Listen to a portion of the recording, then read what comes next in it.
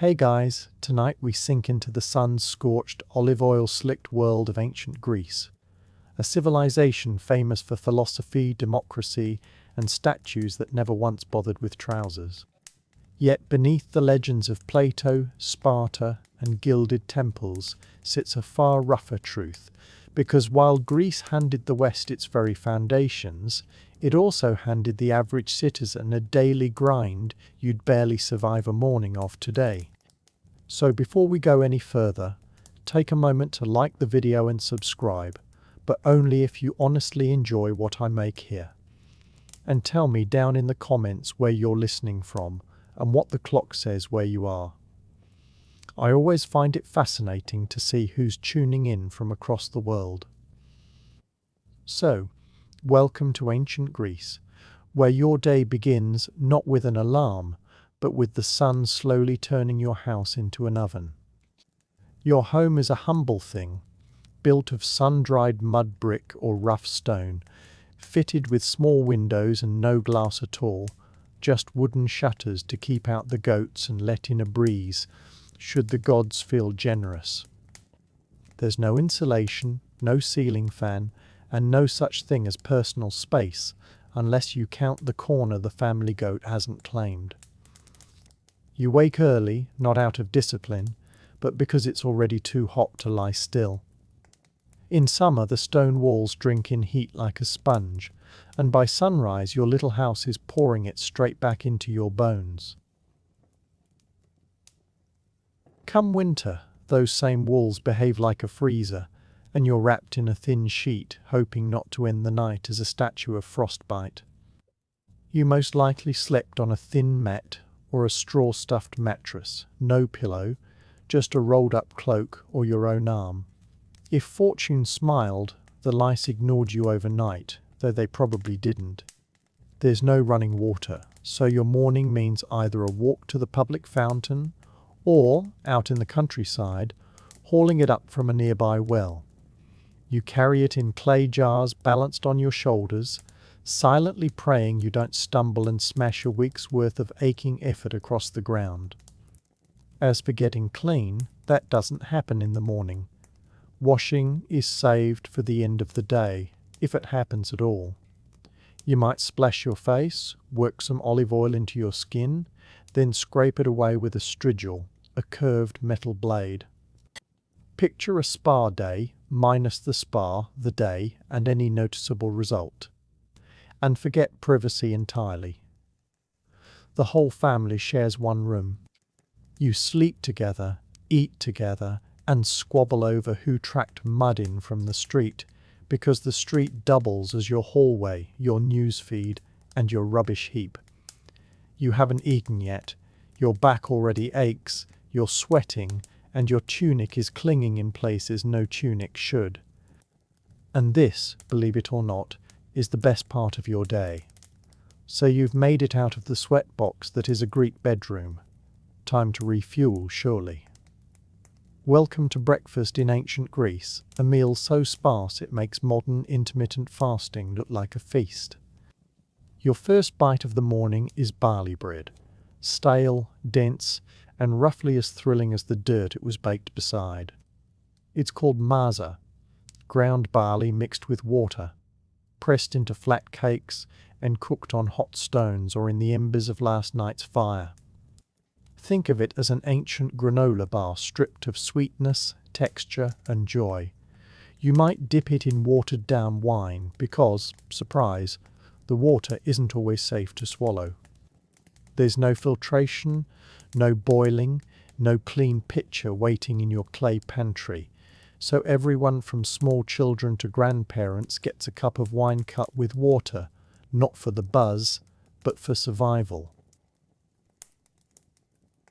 If you're rich, perhaps you get a fig or two, a few olives, a smear of goat cheese. But let's be honest, you're not rich. You're fortunate if your bread isn't crawling with yesterday's flies and doesn't crack a tooth on the way down. No coffee, no eggs, no bowl of fruit, no honey, unless you live near a decent beekeeper and know how to sweeten him up. And don't expect to linger. Meals are quick, no chairs, no forks, and certainly no mindful chewing. You eat, you nod, you get back to work. And if you're a woman, you don't even share the meal with the men. In many households, women and children eat apart, usually once the men have finished. So not only is the food dismal, you also wait your turn to be let down by it.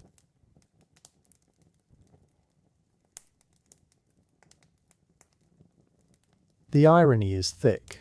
These are the same Greeks who gave us symposiums, banquets, and lyrical odes to wine, yet breakfast never earned a single line of verse. It's practical, dry, and often plainly burnt, and still you chew through it like a champion, because it's the only thing standing between you and a full day of sun, labour, and bickering philosophers. Bon appétit, and try not to crack a molar. Now that you've forced down your stale barley brick and a splash of wine water, it's time to freshen up, or more honestly, to fail at it. In ancient Greece, hygiene had less to do with cleanliness than with ritual and oil, and soap was a luxury reserved for centuries yet to come. Your morning wash usually amounts to pouring cold water over yourself at the public fountain or a courtyard basin. Unless you're lucky enough to live near a bathhouse, which most people aren't, there's no shampoo, no minty body wash, and no sponge. Not unless you pinched one from a sponge diver working the Aegean. Instead, you reach for olive oil. Yes, oil. You rub it into your skin, not to soften it, but to gather up the dirt and sweat, then scrape it all off with a strigil, that curved bronze blade that leaves you less greasy but still faintly suspect. Imagine coating yourself in salad dressing and then shaving it away. That's your skincare regimen. And if that sounds glamorous, remember, everyone else is doing exactly the same, often together, naked and loudly. Hygiene here is a social affair. Privacy is not. Now, the teeth. No toothbrushes, no toothpaste. Maybe you rub your gums with crushed charcoal, or rinse with vinegar if you're feeling refined, but mostly you gnaw on a twig and hope. Dental care is a matter of divine mercy more than routine. Body odor is everywhere. Deodorant doesn't exist, though perfumes do for those who can pay, so you might dab a little myrrh or rose oil on your neck right before walking 5 miles in sandals through the Athenian heat. The result is a distinctly Greek blend of musk, dust, and quiet desperation. Laundry is rare. Clothes get beaten against stones in the river, and if you're poor, your tunic hasn't touched water since the last festival. In short, hygiene in ancient Greece isn't about looking or smelling pleasant. It's about seeming a shade less revolting than you did yesterday. The oil and scrape method helps, but only so far when you're sweating through a tunic beneath a sun that seems determined to finish you. So yes, Greece gave us democracy, philosophy, and architecture, but a decent shower is still a long way off. Now that you've oiled and scraped your way into the day, it's time to get dressed. And, spoiler, your ancient Greek wardrobe is minimal at best and comically impractical at worst. You have 2 choices, a chiton or a himation, both essentially oversized linen rectangles. You wrap and fasten with a brooch or cinch with a belt. Nothing is tailored, nothing is fitted, and none of it was designed with a windy day in mind. One badly timed gust, and your entire philosophical outlook is suddenly on public display. Underwear isn't a thing, and bras don't exist. So unless you're a Spartan woman trained to sprint and wrestle, you're mostly hoping your pins hold, and nobody notices your outfit swaying like a loose curtain. As for footwear, if you're lucky you own a pair of leather sandals. If not, you go barefoot, which means a whole day walking on sun-baked stone, dirt-trodden dirt, and whatever the market has mashed into the road. Picture strolling across a skillet in July while dodging donkey dung. That's your daily commute. Naturally, there's no sun protection, no hats, unless you're a farmer or sailor, and no sunscreen, because you live in 450 BCE and science hasn't been invented yet. The Aegean sun doesn't care how philosophical you are. It will roast you. By noon your shoulders are burned, your feet are filthy, and your linen robe is stuck to you in 4 places that defy geometry. And keep in mind, public nudity raises no eyebrows in Greek society. You might pass men training in the buff at the gymnasium, or politicians delivering speeches in togas that barely hold together. If you happen to be wealthy, your tunic might be dyed, perhaps a soft purple or a saffron yellow, but most people wear off-white or brown, because dye is costly and no one wastes good colour on the man who mends fishnets for a living. So you move through your day dressed like a toga burrito, sunburned, sweating, and praying your pin doesn't spring loose in front of the priestess. And the cruelest part, you're only halfway through your chores. Welcome to ancient Greece, where military service isn't a career. It's your civic duty, your social expectation, and now and then your one-way ticket to an early grave. If you're a free male citizen, especially in Athens or Sparta, congratulations, you're a soldier, whether you fancy it or not. By your teens, you're already drilling with wooden weapons and learning formations in the phalanx, that famous Greek tactic of standing shoulder to shoulder behind big shields and trusting the man beside you not to trip. In Sparta, boys enter military training at the age of 7 through the brutal agoge, a system that forges warriors out of children by starving, whipping and isolating them until only the toughest are left. In Athens, things are gentler, but no less compulsory. 2 years of training in your late teens followed by decades of being on call. You don't get to announce that you're more of a thinker.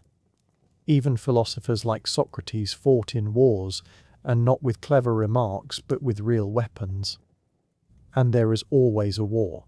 Sparta against Athens, Athens against Persia, Sparta against practically everyone, or simply a neighbouring polis getting mouthy about trade routes. Peace is just the pause between 2 invasions.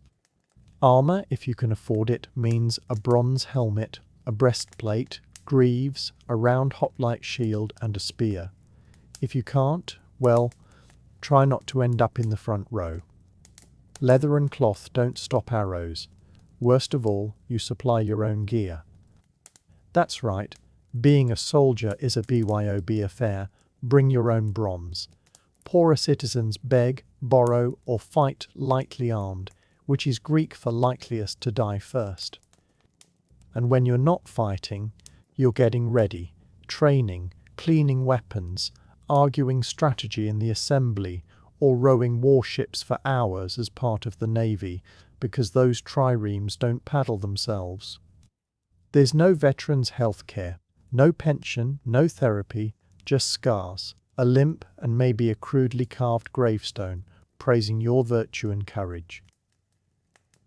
And if life as a man in ancient Greece sounds harsh, wait until you hear about life as a woman. In most Greek city-states, and Athens above all, women held fewer rights than a stack of decorative urns. No vote, no public office, no land you could truly call your own, and hardly a walk outside without a man at your side. Step out too often, and the neighbours might mutter that you were a courtesan, or, heaven forbid, a Spartan. Picture your ordinary day. You rise before the sun to begin the labour. You spin wool, weave cloth, grind grain, haul water, bake the bread, keep the household slaves in order if you happen to own any, and rear the children. You run the entire operation. A chief executive with no salary, no recognition, and no day off. Your social calendar is thin. You do not go to the plays. You do not sit in on the philosophical arguments. The gymnasium is out of the question. being reserved for naked men. Your world is mostly the gynaeceum, the women's quarters, and your view of everything beyond it comes through the gaps in lattice-worked windows. As for schooling, if fortune smiles, you may pick up a little reading, but chiefly you are drilled in housework. Philosophy, rhetoric, geometry, those belong to the boys. Your task is to marry well, produce sons, and manage all of it without ever being seen. Marriage arrives early, frequently in your first teenage years, and your husband is often twice your age, chosen by a father who regards you less as a daughter than as the terms of a deal. Affection is a bonus. The dowry is non-negotiable. And once the children come, your worth narrows down to your womb. Sparta, admittedly, broke the mold. Spartan women had a reputation for greater freedom. They were educated, they trained openly, and they could hold property. Yet before the envy sets in, recall that their liberty grew out of a state fixated on war and breeding. Your chief duty as a Spartan woman was to bear strong soldiers or wear the shame of failing. And should your husband die, you inherit little.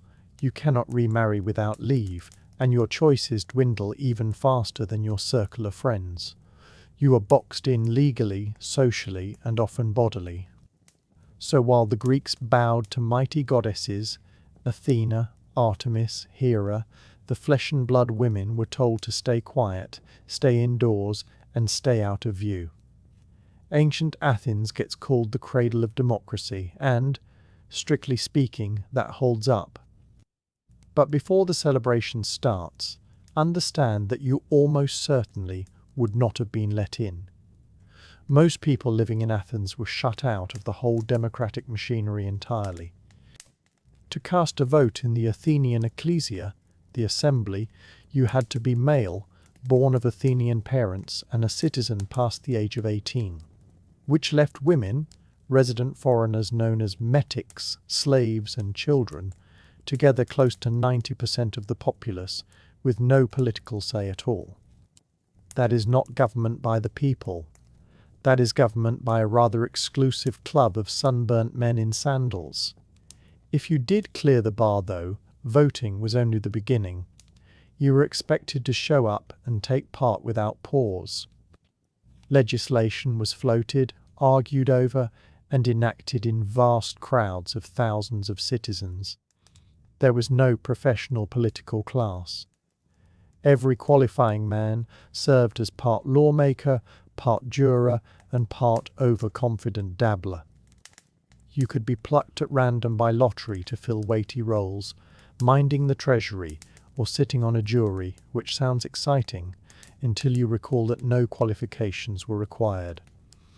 Your fish seller might be steering military supply lines one morning. Your uncle, the one who still swears sea monsters are real, might preside over a murder case the next. And if a man grew too mighty, too beloved, or simply rubbed people the wrong way, there was ostracism. Once a year, citizens could scratch a name onto a shard of broken pottery, an ostracon, and vote to banish that person for 10 years. No trial, no defense, just off you go, you have become too famous. Still, for all its faults, Athenian democracy was a genuine breakthrough. It handed ordinary men a voice, some ordinary men, and it laid the foundation for political systems yet to come. But make no mistake, it was neither fair nor open to all. A woman, silenced. A foreign-born resident paying his taxes, silenced. A slave hauling stone for the Parthenon, absolutely silenced. A philosopher with too many questions possibly put to death. Democracy was indeed born in ancient Greece. But had you arrived hoping for equal rights and open politics, you would have been walked out of the assembly and told to bring your own ostracon. In ancient Greece, slavery was not merely tolerated, it was taken for granted. Even households of modest means kept at least one slave, not out of any real wealth, but because the practice was stitched so tightly into daily life that it seemed as ordinary as sandals and sunburn. The notion that a person might own no other human being was very nearly beyond imagining. Slaves belonged to no single race or people. They arrived from conquered territory, Thracians, Scythians, Syrians, and even fellow Greeks who came from the wrong city-state at the wrong moment. Some were born into bondage, others were captured in war, a few were seized and sold. It was a busy, cruel trade, and business never slowed.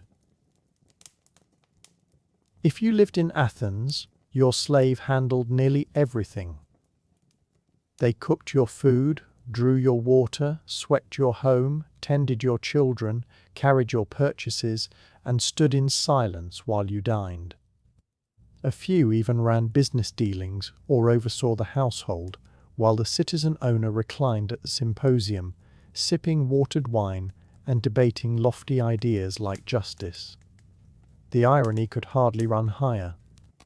Down in the silver mines of Lorient, slaves, children among them, toiled in ghastly conditions, wriggling through cramped shafts in pitch darkness, breathing poisonous dust, and dying by inches so that others could have their coins in their civic pride.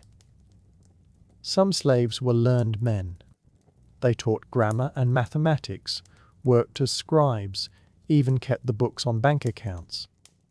But there was no confusion about their status. They were property. They could be flogged, branded, sold, or killed on a whim, and the law gave them nothing. The rare few who won their liberty, the freedmen, were never wholly free. They still owed allegiance to their former owners and were shut out of citizenship.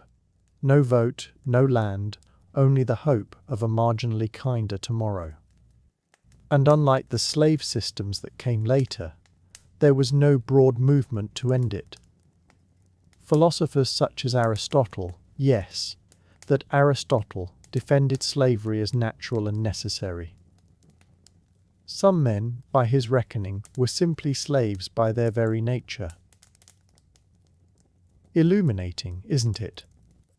Ancient Greece handed us ethics, democracy, and philosophy, and every bit of it rested on the shoulders of people who were never permitted to speak, never permitted to vote, and never permitted to count. That is no minor footnote. It is the bedrock. Feeling poorly in ancient Greece.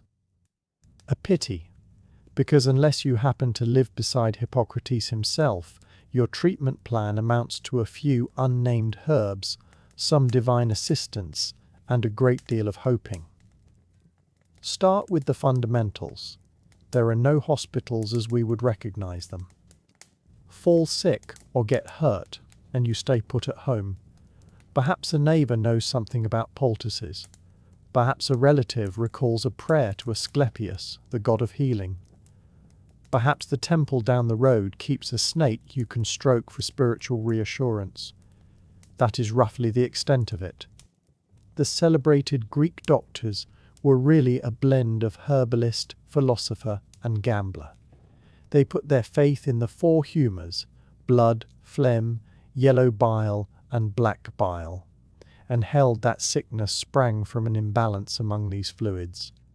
So a fever meant too much blood, time to bleed it out. A cough meant too much phlegm, try fasting. Gloom was black bile, so take a stroll or gaze at the sea with feeling. Most remedies rested on trial, error, and garlic. You might be handed crushed poppy seeds, good luck with that, boiled figs, or a compress of vinegar mixed with something scraped off a goat. Did it help now and then? Did it hurt? Nearly always. Surgery was rare, terrifying, and generally the last resort. With no anesthetic and no antiseptic, even a small cut could turn septic and finish you. The instruments ran to iron knives, bone saws, and prayers, a great many prayers. And if a limb had to come off, you had best bring a leather strap to clamp between your teeth. Midwives managed childbirth, which was perilous even on a good day. Death rates for mothers and infants ran heartbreakingly high. One difficult birth, one stuck shoulder, one baby turned the wrong way, and that was the end. If you had money, you might send for a travelling physician, a man with an actual scroll and some elegant oils.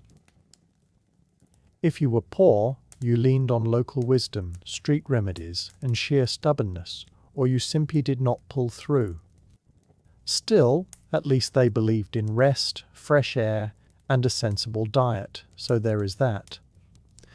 Ancient Greek medicine gave us the Hippocratic Oath, but it also gave us cures like drink boiled cabbage water. So yes, healthcare in ancient Greece came down mostly to herbs, hope, and hanging on. In ancient Greece, theatre was more than a night out. It was a civic obligation, a religious rite, and now and then a full contact ordeal for the soul. Begin with the good news. Theatre was free for citizens, provided you were not a woman, a slave, or a foreigner, in which case, best of luck seeing a thing. You would pack into a huge open-air amphitheatre cut into a hillside, like the great theatre of Dionysus in Athens, jammed shoulder to shoulder with thousands of other sweating citizens. And you would be there the whole day. Truly the whole day. The Dionysia festival ran from first light into the night, one play after another, tragedies, comedies, and satyr plays. No intermission, no snacks, and certainly no restroom breaks, unless you counted a shrub on the slope. Turn up late or misbehave, and you got more than a scowl, you could be fined. The plays themselves were something wild. Tragedies were emotionally shattering. Murder, madness, war, gods tearing families apart over one bad choice made 3 generations back. You did not come to laugh. You came to weep in chorus. Then came the comedies, which were hardly wholesome family fare.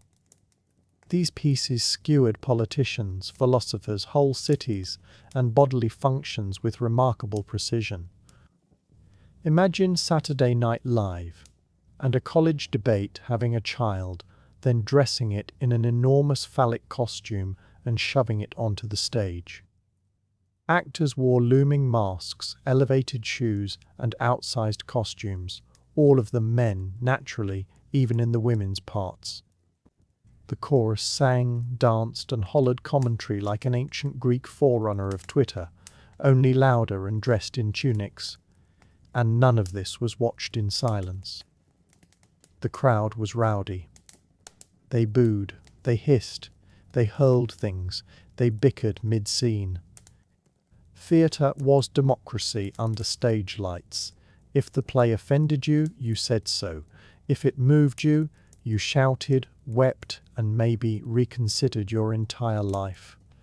When the festival closed, a panel of judges voted on the winning playwright. Picture spending 3 days sobbing over the Oresteia, only to learn that some bawdy comedy featuring a talking pig god carried off the prize. That is ancient Greece for you. So yes, in the theatre you were never merely a spectator. You were a participant and quite possibly a thrower of olives. So you have made it through your tragic day-long theatre marathon. Now you wander into the agora, the busy heart of the city, and walk straight into a man in a cloak holding no shoes, asking passers-by, "What is justice?" Welcome to philosophy. It is everywhere, and there is no opting out. In ancient Greece, and above all in Athens, philosophy was the local sport, and its champions bear names we now tie to world-altering ideas: Socrates, Plato, Aristotle. Back then, though, they were just odd men who talked endlessly and left other people feeling foolish. Consider Socrates. He built a whole career out of posing questions that led nowhere and dismantling people's faith in their own opinions. You might be going about your business, buying olives or patting a stray goat, when he would materialize. Do you believe in truth? I suppose so.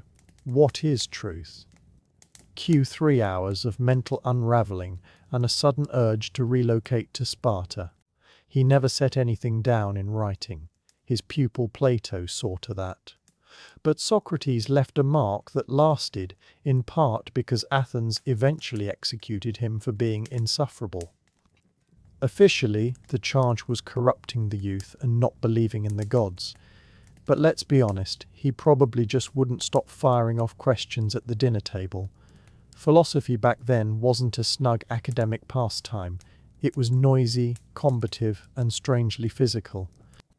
Arguments broke out in the open, unplanned and heated, and they tended to finish in bruised feelings or full-blown existential dread.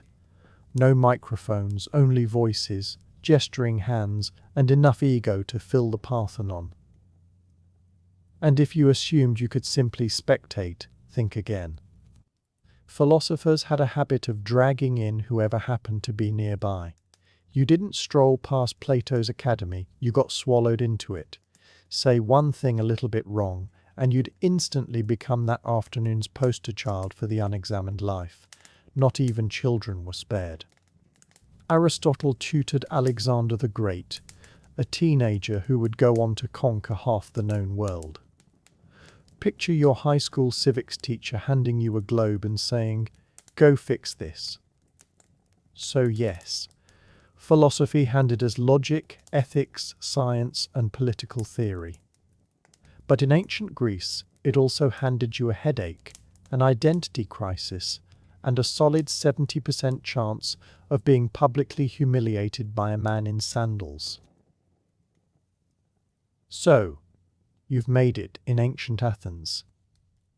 You're articulate, sharp, active in politics.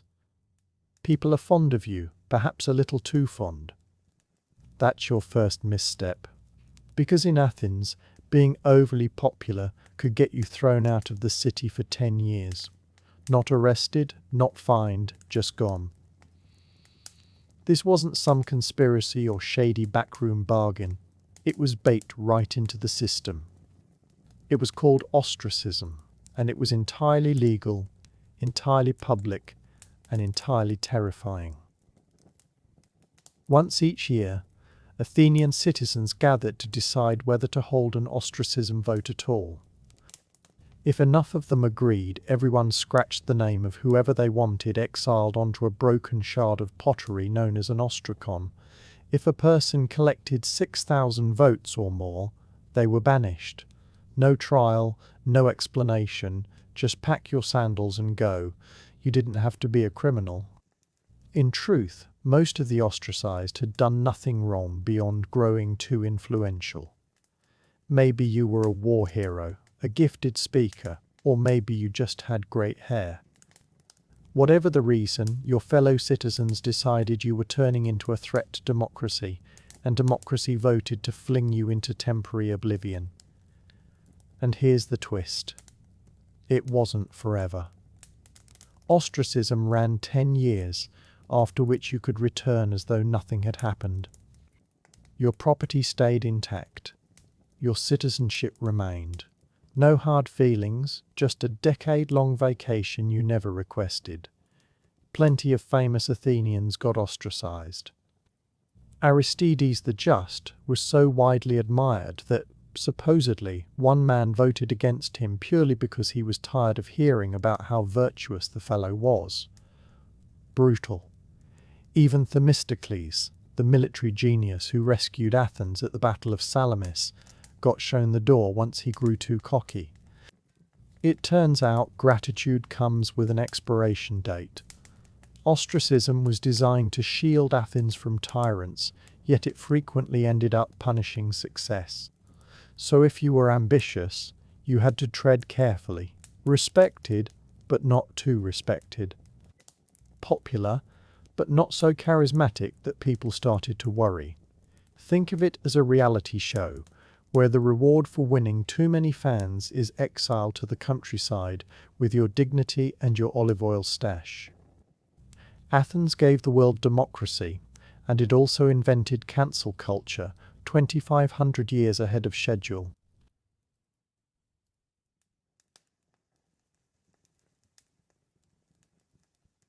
In ancient Greece, you didn't wonder whether you'd die young. You only wondered how soon and how painfully. Life expectancy sat somewhere around 30 to 35 years, and that was assuming you survived infancy, which was no small feat. Roughly 1 in 3 children never made it through childhood, thanks to disease, poor nutrition, and the fact that hygiene, as we've discussed, was more theoretical than actual. Death could arrive from nearly anything. A scratch that went septic. A fever nobody could explain. Childbirth, which was a leading killer of women, or something as ordinary as drinking from the wrong cup of water. Medicine was limited, and divine intervention wasn't exactly reliable. If you lived in a city, illness moved fast. Crowded quarters, open-air sewers, and shared fountains made epidemics a routine feature of life. The infamous plague of Athens during the Peloponnesian War wiped out 1/3 of the population. Thucydides wrote about it, then caught it, then somehow pulled through. Most weren't so fortunate. War was a constant. If you were a man, the odds were you'd die clutching a spear or pulling an oar on a trireme. And even if the fighting didn't kill you outright, wounds often turned deadly days afterward. No antibiotics, no stitches, just optimism and garlic compresses. There was also always the chance of death by divine tantrum. Skip a sacrifice, forget a ritual, mock a temple statue, or badmouth Zeus after 3 cups of wine, and you might find yourself on the receiving end of a lightning bolt, a plague, or a spontaneous goat stampede. Burial rites mattered enormously.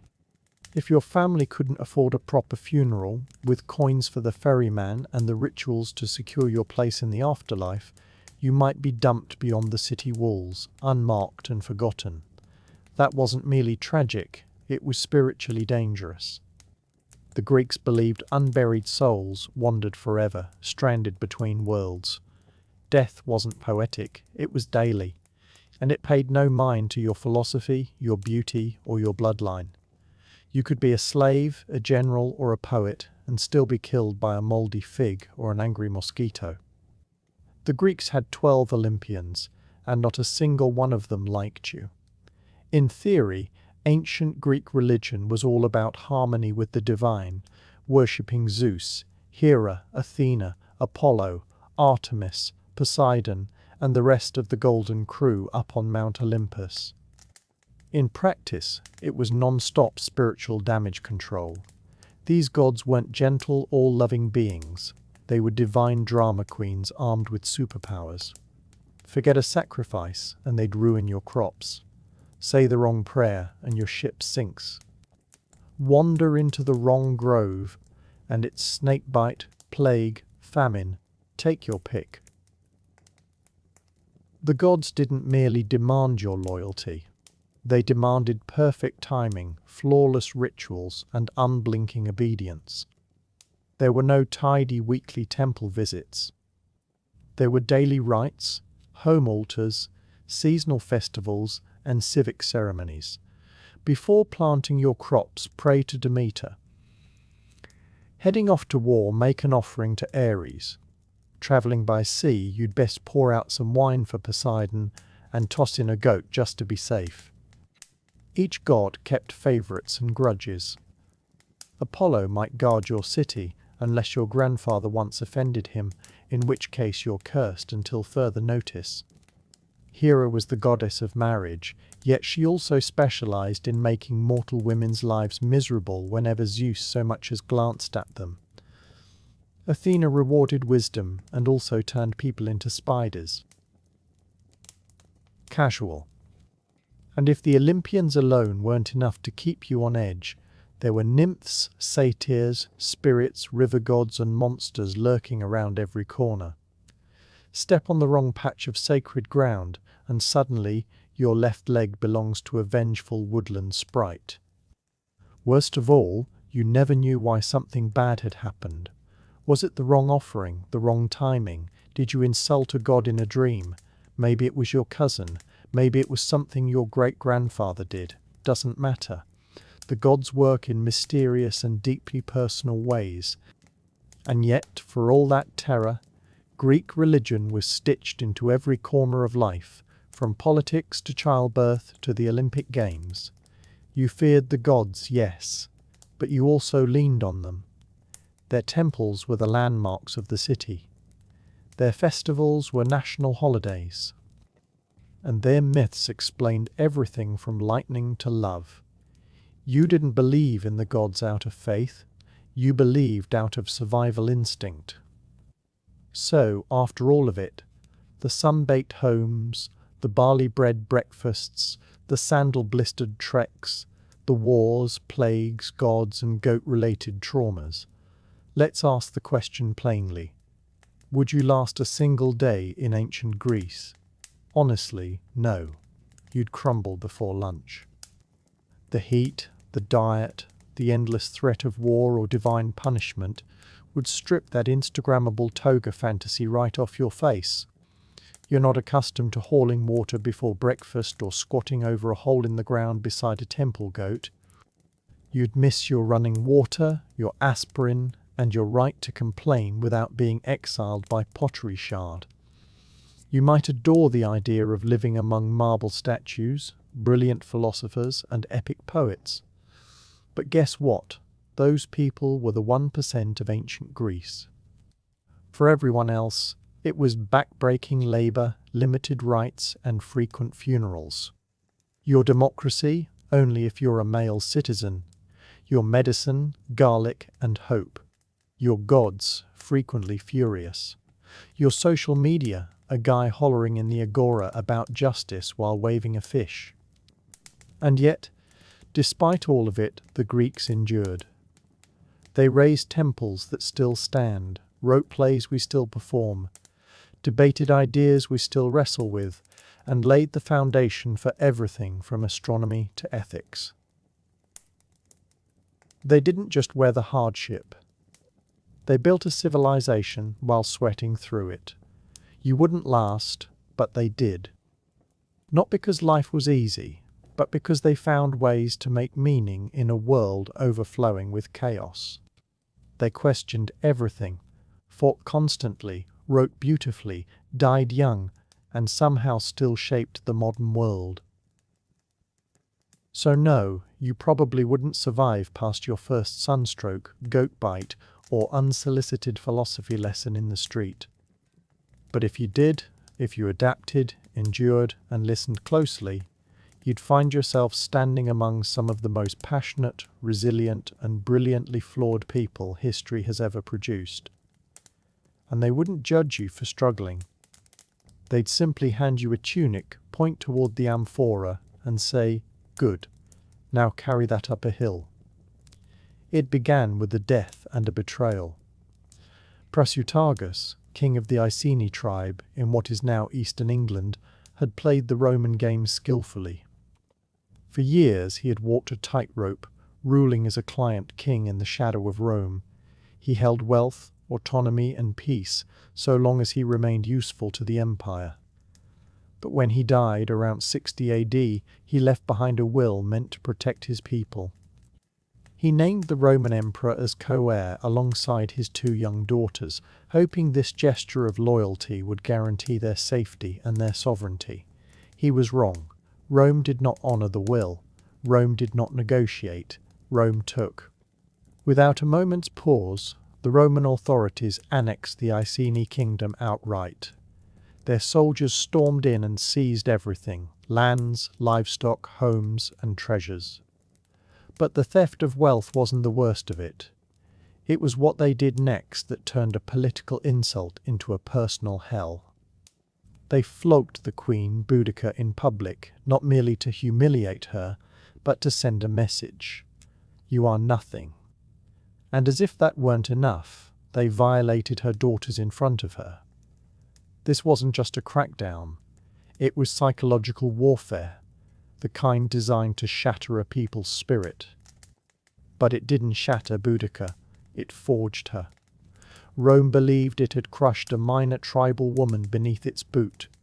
What it had actually done was wake a lioness, a queen who would take her pain and reshape it into vengeance, a mother whose rage would soon set cities ablaze, a woman who would remind Rome that even empires bleed.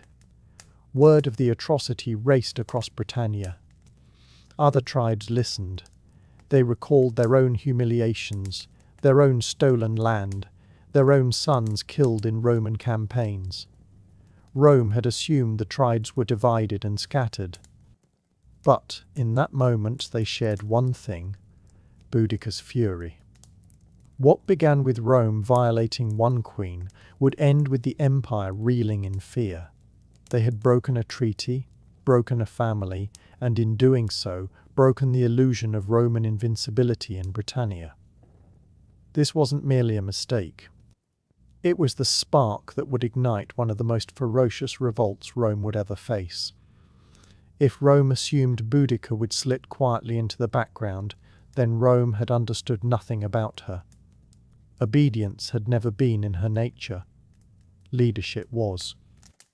Roman historians, who seldom had a kind word for anyone they fought, described her as tall and fierce, with a mane of red hair spilling down to her waist, and a voice that cut through a crowd like a war horn. She was more than a queen by bloodline, she was a symbol, and now she had become a danger. Yet before she was ever a danger, she was something more elemental, a mother with nothing left to protect. Rome's cruelty had tried to strip away her dignity, her children's inheritance, and her people's pride. Boudica declined the role of victim. She grasped that the thing Rome dreaded most was not an army, but unity, and so she set about building it, tribe by tribe. She began with the Trinovantes. They had once been a strong people, before Rome ground them down with taxes, seized land, and forced labour. When Boudica addressed them, she did not sound like a diplomat. She sounded like a warrior mother, marked by wounds but not broken by them. She called to mind their ancestors, their gods, and the soil that no longer belonged to them. Her grief was their grief, her fury was theirs as well. Then the rest began to listen. The Corieltovi, the Cornovii, even some of the Brigantes. What had started as vengeance turned into something closer to a sacred errand, a campaign to scour Roman arrogance out of Britannia. She offered no promise of safety. She offered glory and an honourable death if that was the price. And they came, because she never lingered behind her fighters. She rode among them, spear in her grip, hair streaming loose, her gaze fixed forward. She recited the names of the raped, the enslaved, the executed. She called upon gods like Andraste, the Celtic goddess of war, to bear witness, and her warriors believed her when she swore the gods would ride at their side. She had never studied strategy from a Roman scroll, but she carried something more dangerous, righteous rage, honed by betrayal and steered by purpose. The very land seemed to bend toward her. This was not a rebellion so much as a resurrection. The Queen Rome believed it had shattered was now the tip of a spear aimed at the empire, and she had barely begun. The Roman eagle had ruled the skies over Britannia for a long while, but the winds carrying it were shifting. Boudica's anger was not a brush fire. It was a storm gathering with dreadful intent, and a storm needs fuel. That fuel came from the thousands of Britons who had waited years, whole generations, for someone willing to stand against the empire. Someone who would answer not in Latin, but in blood and iron. She became that voice. It started in war councils convened beneath sacred groves and on moonlit hills. Boudica did not sit on a throne. She stood in the dirt among her people. She heard the fury of the tribal elders, the mourning of mothers, the chants of druids who read omens in the sky. All of them arrived at the same conclusion. Rome had gone too far, and the time had come to push back. Warriors of the Trinovantes brought spears, slings, and old battle songs. The Iceni added cavalry, swift riders in war paint with wild hair, fearless to a fault. Other tribes came bearing axes, blades, and torches. Even women took up weapons, stirred by their queen. This was not merely an army taking shape. It was Celtic identity rising from the ground. But Rome fielded trained legions, professional soldiers, armoured, disciplined, and deadly. Boudica had to answer that with numbers, with knowledge of her own country, and with something no legion could drill into a man: hatred forged in humiliation. Before long, her army had grown into the tens of thousands. Farmers turned into warriors, hunters turned into assassins. Escaped Roman slaves and abused tribal allies changed sides. These were not men who fought for wages. They fought for memory, for revenge, for the chance to raise their children free of chains. She delivered a speech, the first of several. Roman historians would later set down her words, filtered through their own prejudice, but the meaning still carries across the centuries. She swore to win or to die. There would be no surrender, no submission, no turning around. Then came the first objective, Camulodunum. Once a British stronghold, it was now a Roman colony crowded with temples, statues, and villas.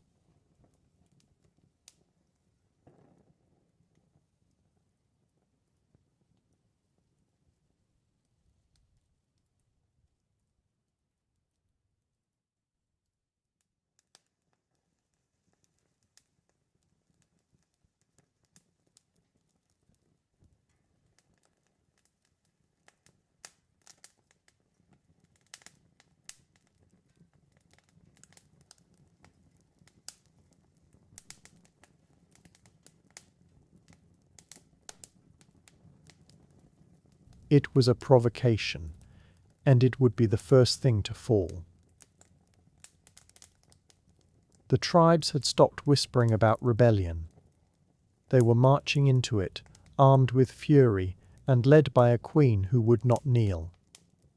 Camulodunum never had a chance. That proud colony had come to embody everything her people loathed. Its streets rang with Latin commands rather than tribal songs. Its buildings sat on sacred ground, and above them all loomed the temple of Claudius, a mockery in marble raised by forced hands to honour the emperor who had subjugated the Britons. To Rome it was a monument. To Boudica it was a mark. She gave the order, and what followed was not a siege. It was an execution.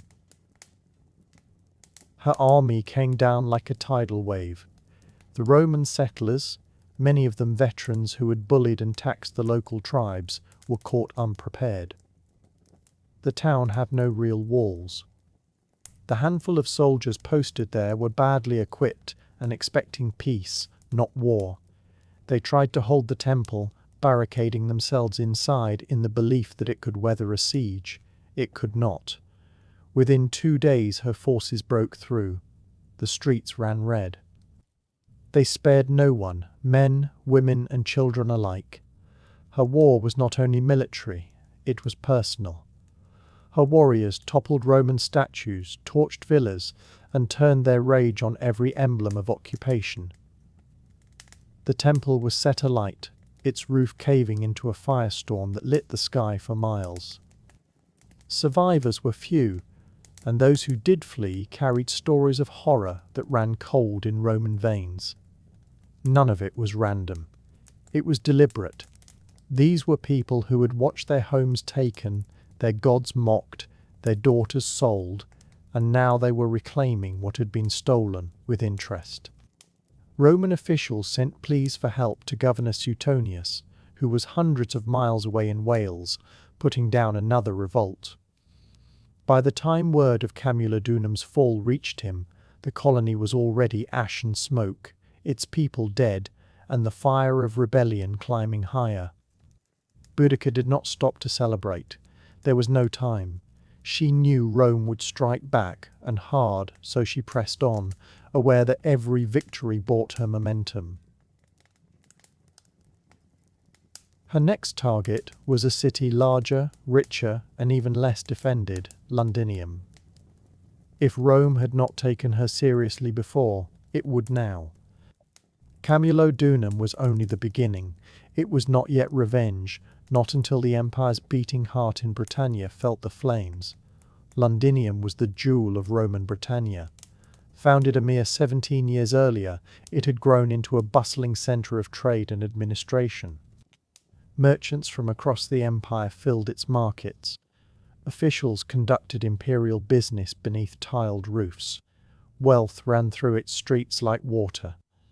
But as Boudica's army drew nearer, that wealth curdled into panic. Governor Suetonius, having hurried back from Wales with a small force, arrived just ahead of the rebellion. He looked at Londinium, crowded, sprawling and undefended, and made a ruthless choice. He abandoned it. The legions stationed elsewhere were too distant to help, and he would not gamble his limited troops on a city that could not be held. So he pulled out, taking with him anyone who could flee, and leaving behind the old, the sick, the stubborn, and those too slow to believe a woman-led army could bring down Rome. They would learn otherwise. Her forces swept into Londinium like a thunderclap. There were no walls to scale, no gates to force. The city lay open, and she made it bleed. Her warriors tore through the streets carrying the rage of generations. They did not loot, they did not occupy. They erased. The killing was methodical. Roman citizens were dragged from their homes, whole families butchered, some impaled, others burned alive in the temples. No mercy was given, and no Roman symbol was spared. Villas were set ablaze. Warehouses burst into flame. The rising smoke could be seen for miles, curling black against the British sky. This was more than slaughter. It was a statement, and the message was that Rome was not invincible. Roman writers of the day, Tacitus and Cassius Dio among them, estimated the dead in the tens of thousands.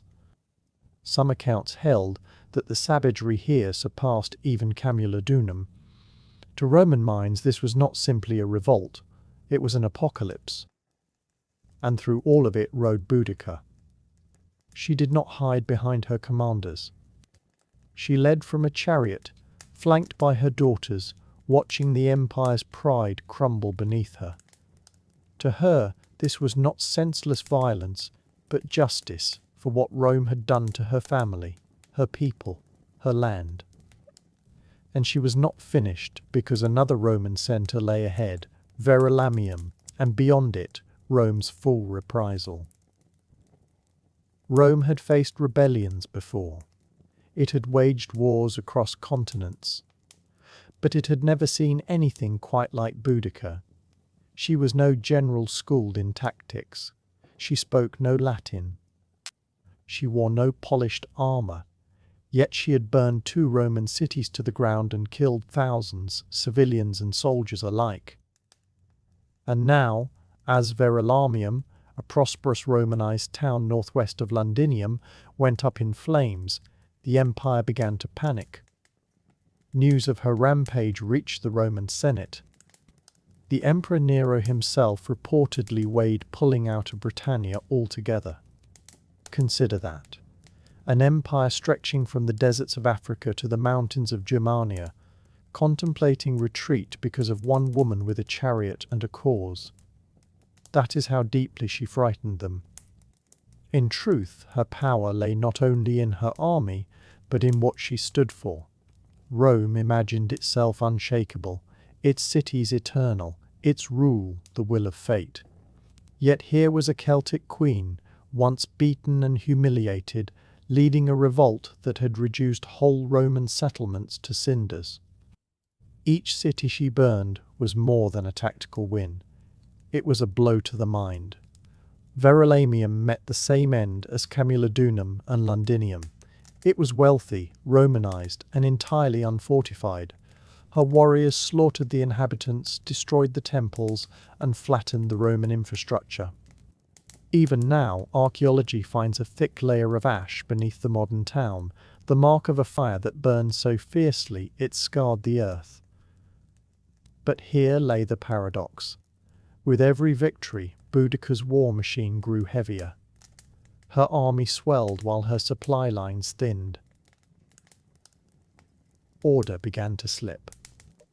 Drunk on success, some tribes grew careless, and Rome, famous for its resilience, was regrouping. Governor Suetonius had not been idle. He had withdrawn, yes, but not surrendered. He was gathering reinforcements, drawing battle-hardened legions from across the province. He looked for high ground, studied the terrain, and prepared for a single decisive battle.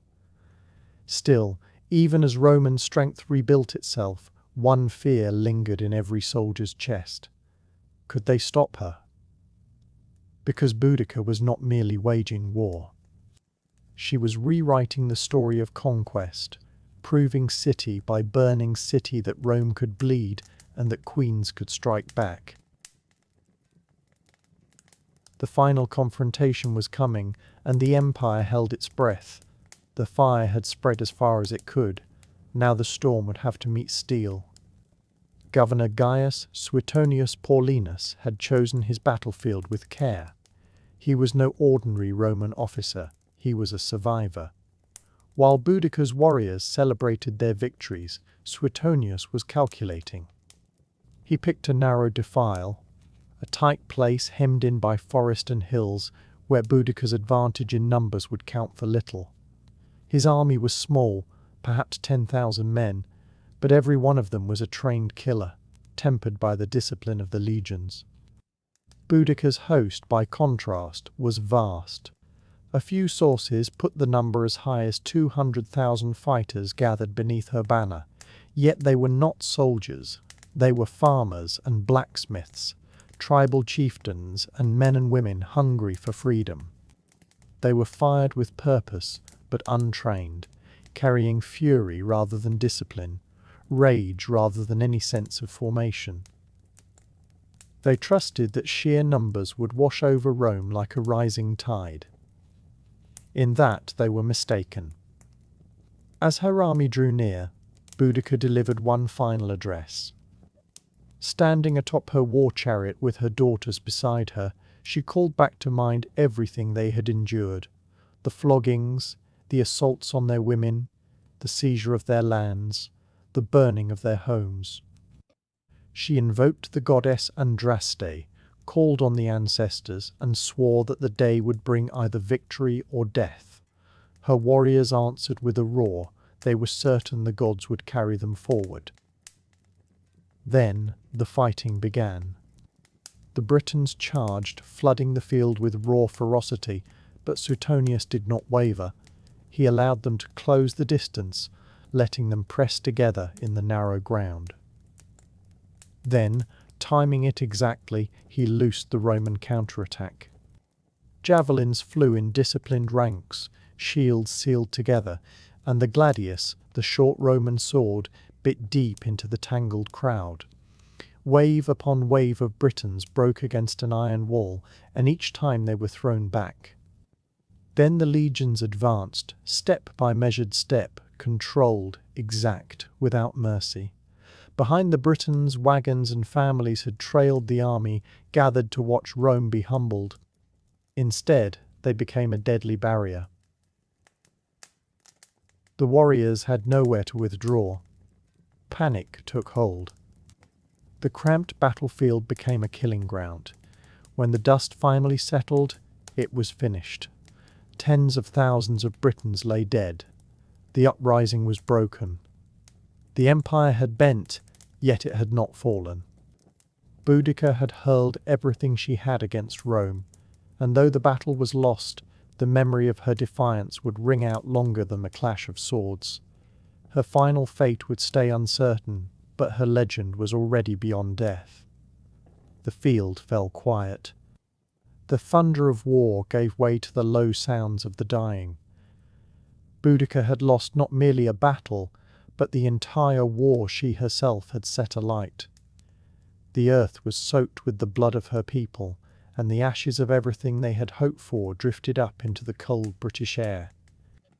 And Boudica herself was nowhere to be found.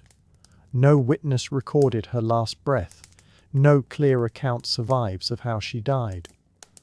Roman historians disagree. Some claim she swallowed poison, choosing death over capture. Others suggest she fell sick and slipped away quietly in the days that followed. On one point, though, they agree. She was gone. No queen in chains was ever led through the streets of Rome. There was no public execution, no final humiliation.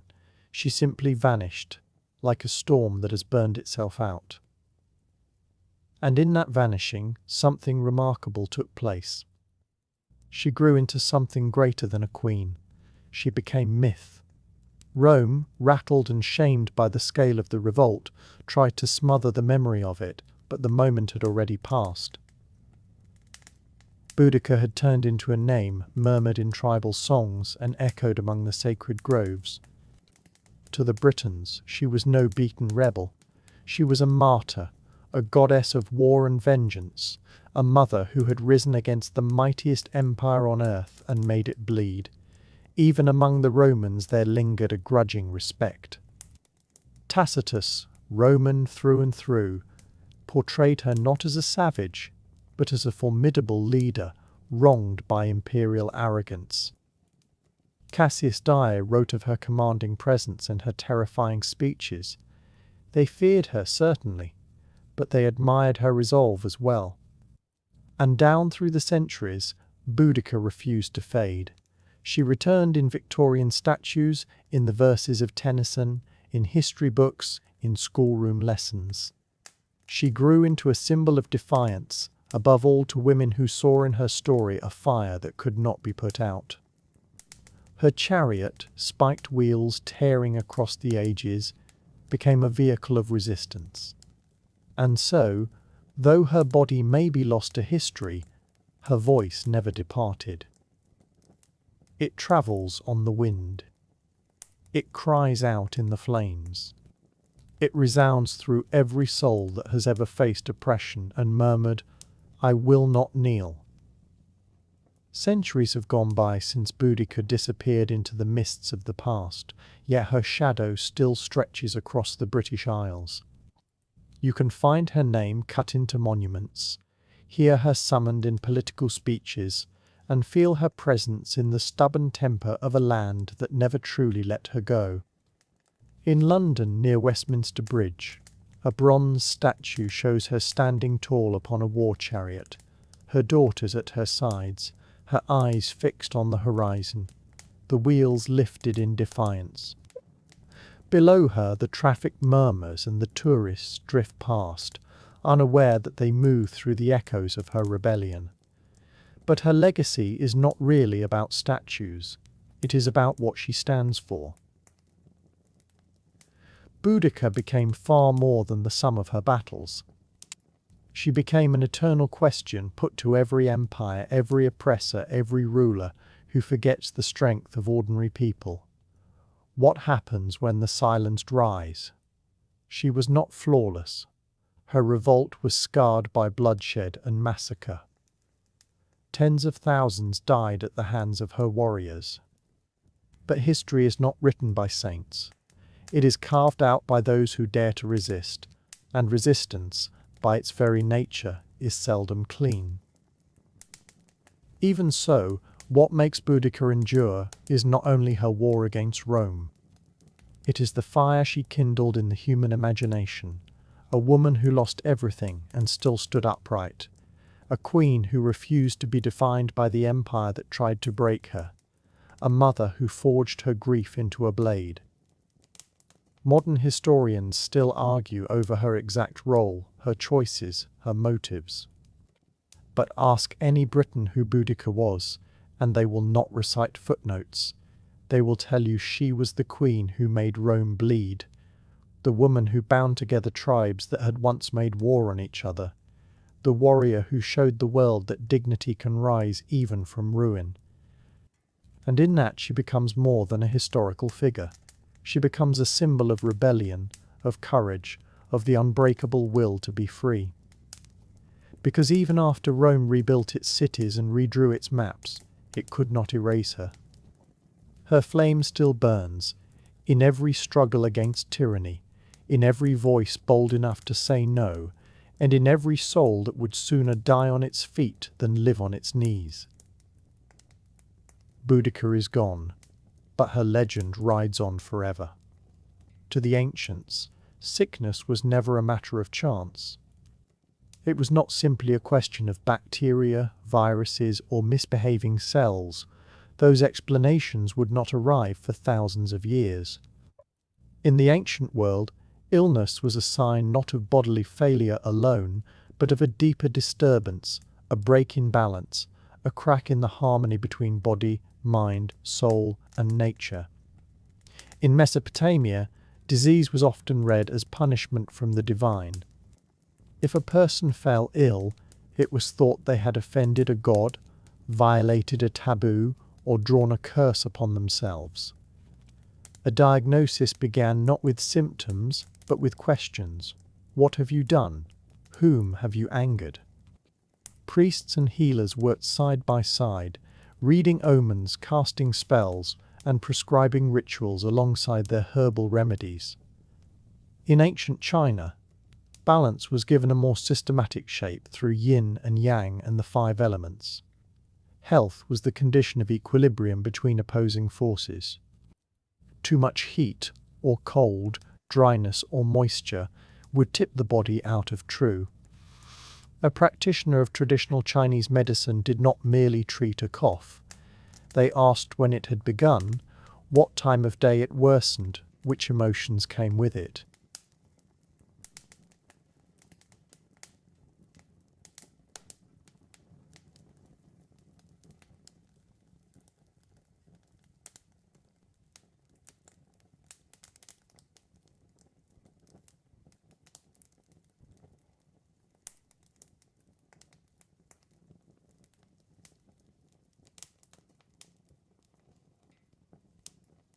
Herbs, acupuncture, and changes in diet were all instruments for restoring balance to the inner cosmos.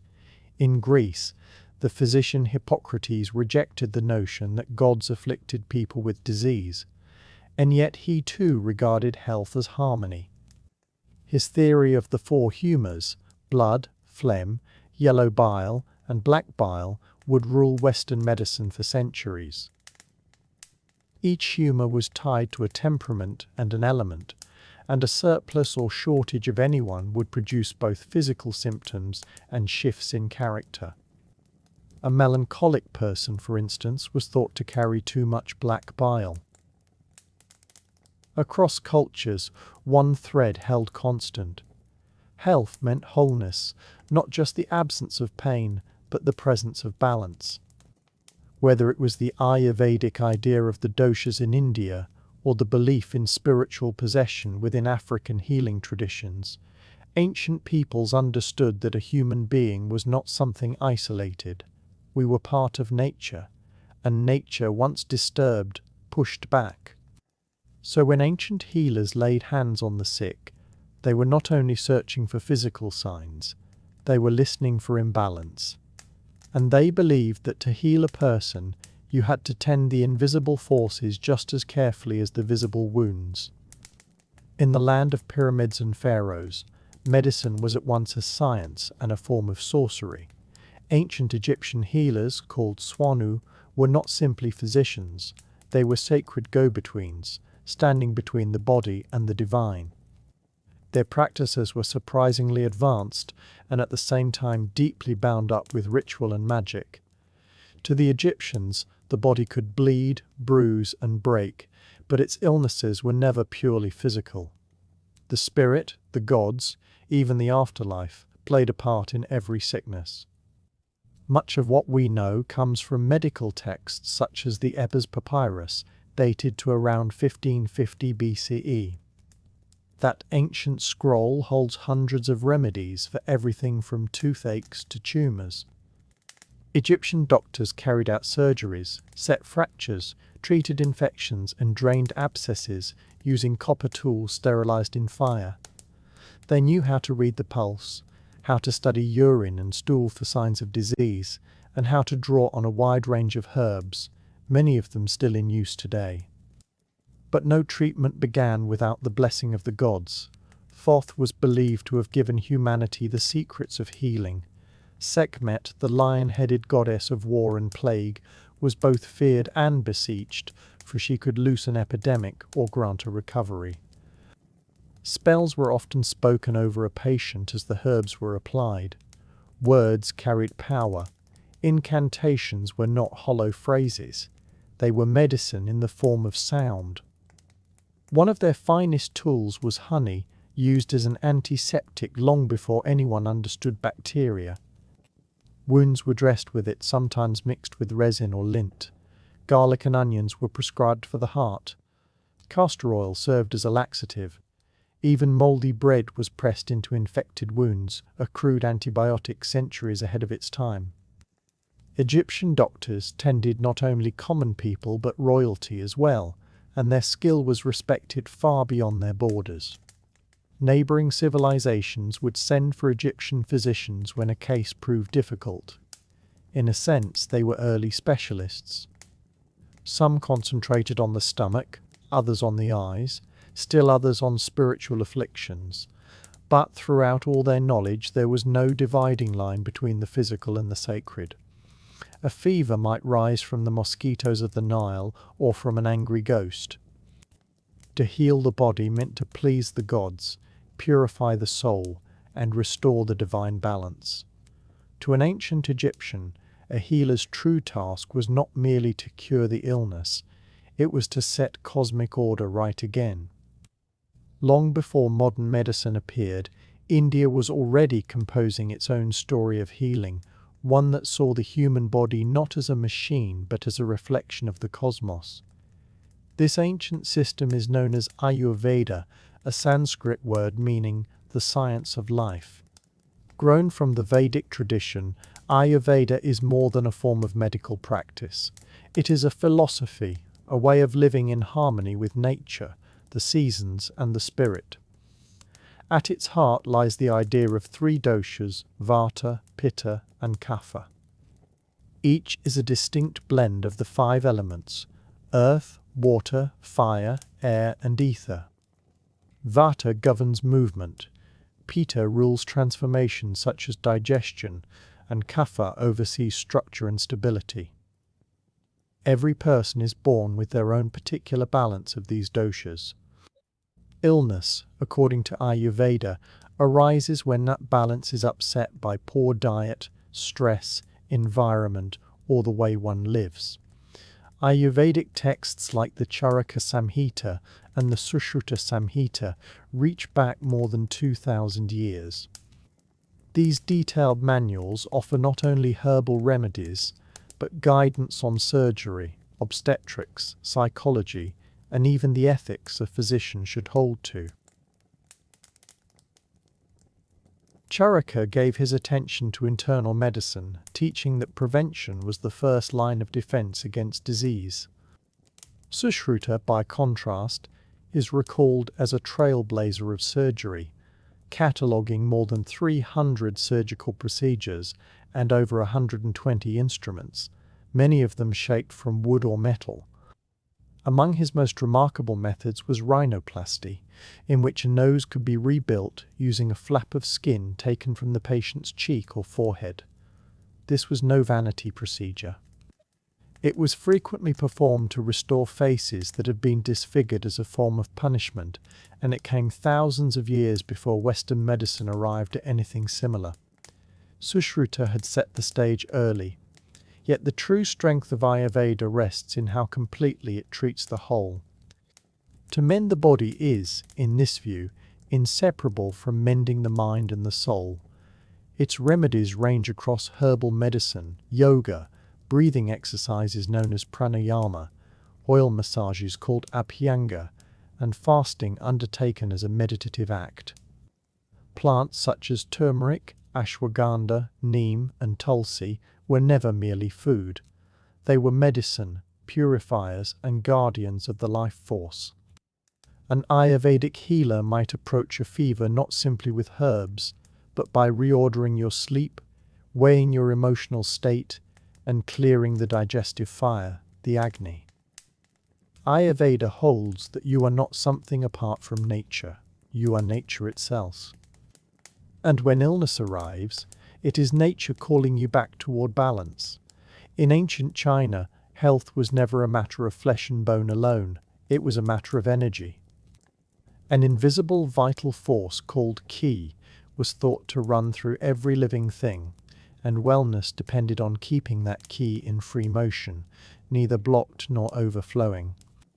This single idea would come to shape one of the oldest continuous medical systems on Earth, traditional Chinese medicine, or TCM. To make sense of sickness, the early Chinese physicians first studied nature. They watched the turning of the seasons, the phases of the moon, the ways of animals, and the wheeling of the heavens. Out of these patterns came two guiding principles, yin and yang, together with the five elements, wood, fire, earth, metal, and water. Yin and yang stood for the balance running through all things. Yin was cool, dark, still, inward. Yang was hot, bright, active, outward. Every organ, every emotion, every bodily function was sorted beneath these opposing yet complementary forces, and health was the living balance held between them. A fever was not just a rise in heat, it was an excess of yang. Weariness might point to yin worn thin. Diagnosis was itself an art. The physicians leaned not on instruments but on their senses. They studied the tongue, took the pulse at several points, listened to the timbre of the voice, and asked after dreams, moods, and bowel movements. Each small detail hinted at the balance or imbalance of qi. To set things right, they drew on a wide array of methods. Acupuncture, the placing of fine needles at exact points along the body's meridians, was used to free stuck qi and renew its flow. Moxibustion, the burning of the mugwort herb near those points, warmed the body and roused its circulation. Cupping, herbal blends, qigong exercises, and careful changes to diet, each had their place. The ancient work known as the Huangdi, or the Yellow Emperor's Inner Canon, put together roughly 2,000 years ago, still stands as the bedrock of TCM. It did far more than list ailments. It probed their causes, their prevention, and the shape of daily life. It taught that feelings such as anger, grief, and fear could unsettle the organs, and that true healing asked for emotional steadiness as much as physical cure. Chinese medicine never cut the person off from the surrounding world. To tend the body, one had to tend the climate, the soul, and the unseen energy within. In every heartbeat, the ancients believed qi was speaking, and it fell to the healer to listen. In the temples of ancient Greece and the forums of Rome, medicine began drifting away from the divine and toward reason. Even so, the body was still imagined as a fragile ecosystem governed by balance and temperament. At the heart of this outlook sat a theory that would steer Western medicine for more than 1,000 years, the four humours, first framed by the Greek physician Hippocrates and later broadened by Roman doctors such as Galen. The theory held that four fluids ruled the human body: blood, phlegm, yellow bile, and black bile. Each humour answered to an element: air, water, fire, and earth, and to a temperament of its own. A well person kept these fluids in balance. Sickness was simply the result of too much or too little of one.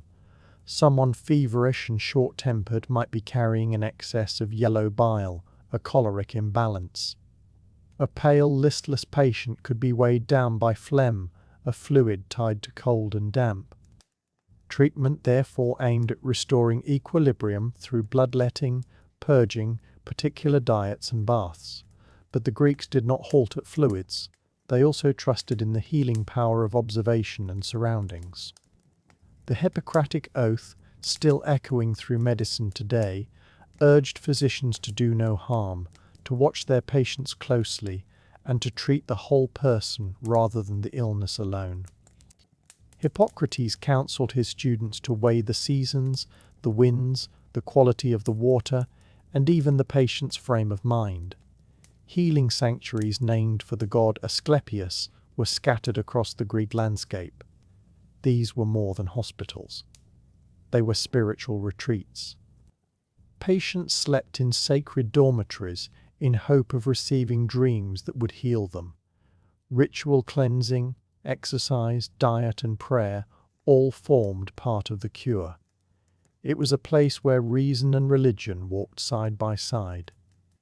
In Rome, medicine advanced further under Galen, a Greek physician who tended gladiators and emperors alike. He dissected animals to grasp anatomy, wrote hundreds of medical texts, and helped set humorism on a common footing across the empire. Greco-Roman medicine, for all its mystical beginnings, was edging toward a new conviction that the human body was a system, intricate certainly, but knowable, and that if it were understood rightly, it could be coaxed back into harmony, not by gods alone, but through reason, ritual, and the patient. Some of his notions were mistaken, yet his influence lasted for centuries. Craft of healing. Long before written texts and formal schools existed, indigenous peoples across the world were healing their communities with a deeper kind of knowing, one carried through stories, visions, and hands-on familiarity with the natural world.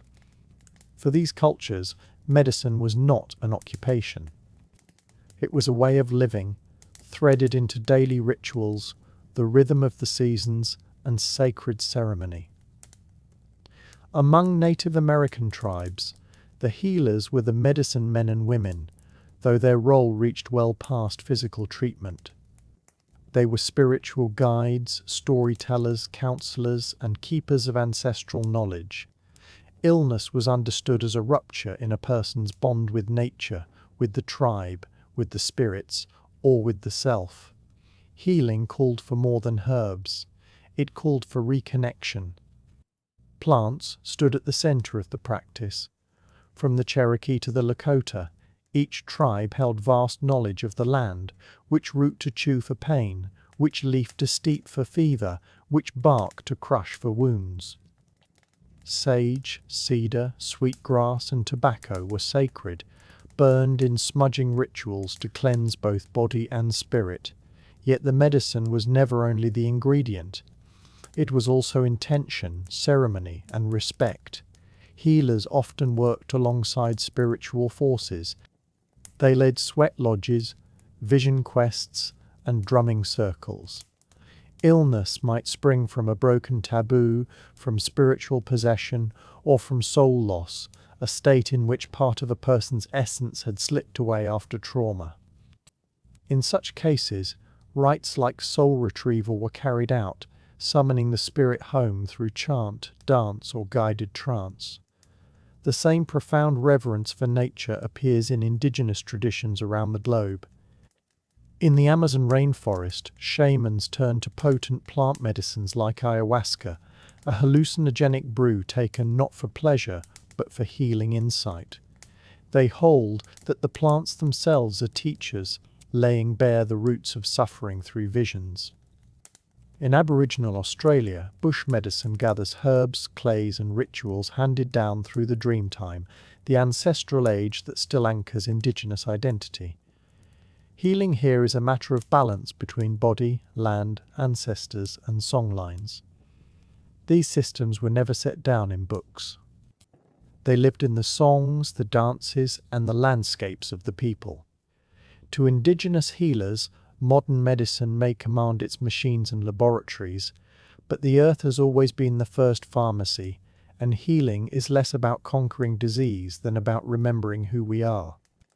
Across every ancient civilization, whatever the language, the geography, or the belief, one thing held true. Healing demanded more than herbs and surgery. It demanded spirit. Whether sickness was read as divine punishment, as an imbalance of the soul, or as a rift with sacred forces, ancient people believed that real healing began in the unseen world, and that the doorway into it was ritual. In Mesopotamia, long before formal medicine took shape, people looked to exorcists and priests to do battle with illness. Diseases were thought to come from malevolent spirits or offended gods. Clay tablets preserved detailed healing rites in which chants were murmured as poultices were laid on, and small figurines were buried beneath houses to turn sickness away. Ritual was not set apart from treatment. Ritual was the treatment. In ancient Egypt, no physician worked without calling on the gods.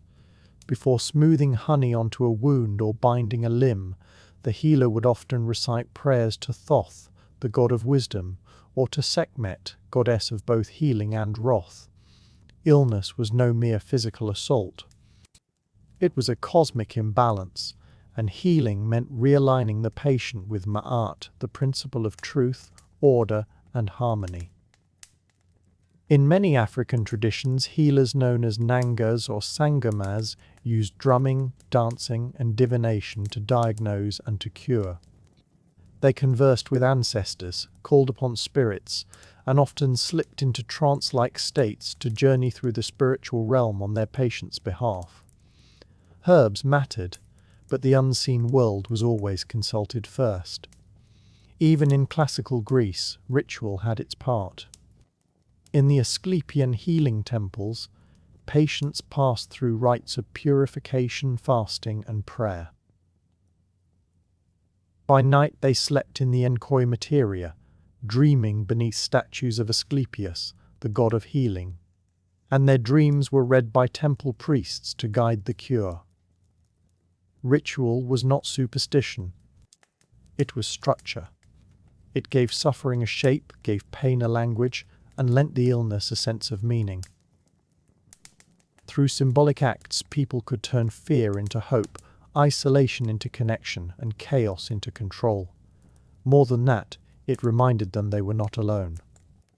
Even now, science examines the placebo effect, the power of belief, the healing weight of intention. The ancients needed no data. They already understood. Sometimes a word spoken in reverence can heal deeper than any blade, for not every wound is visible, and not every medicine is made of matter. When we picture ancient surgery, we tend to imagine crude tools, unsteady hands, and pain beyond bearing. The reality is far more impressive and far more human.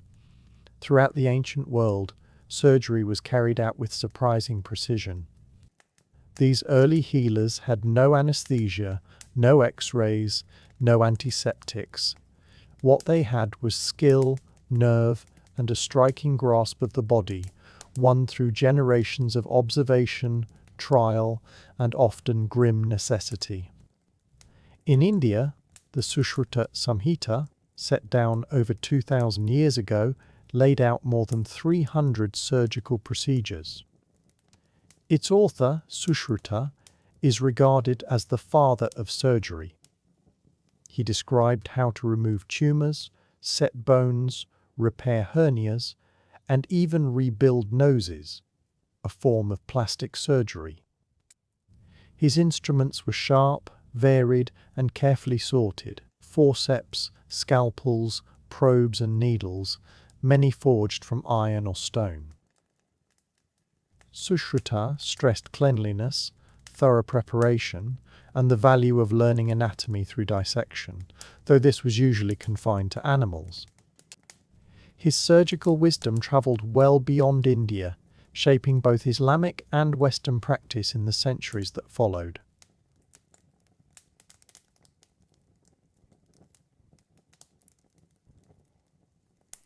In ancient Egypt, surgical skill was braided together with ritual.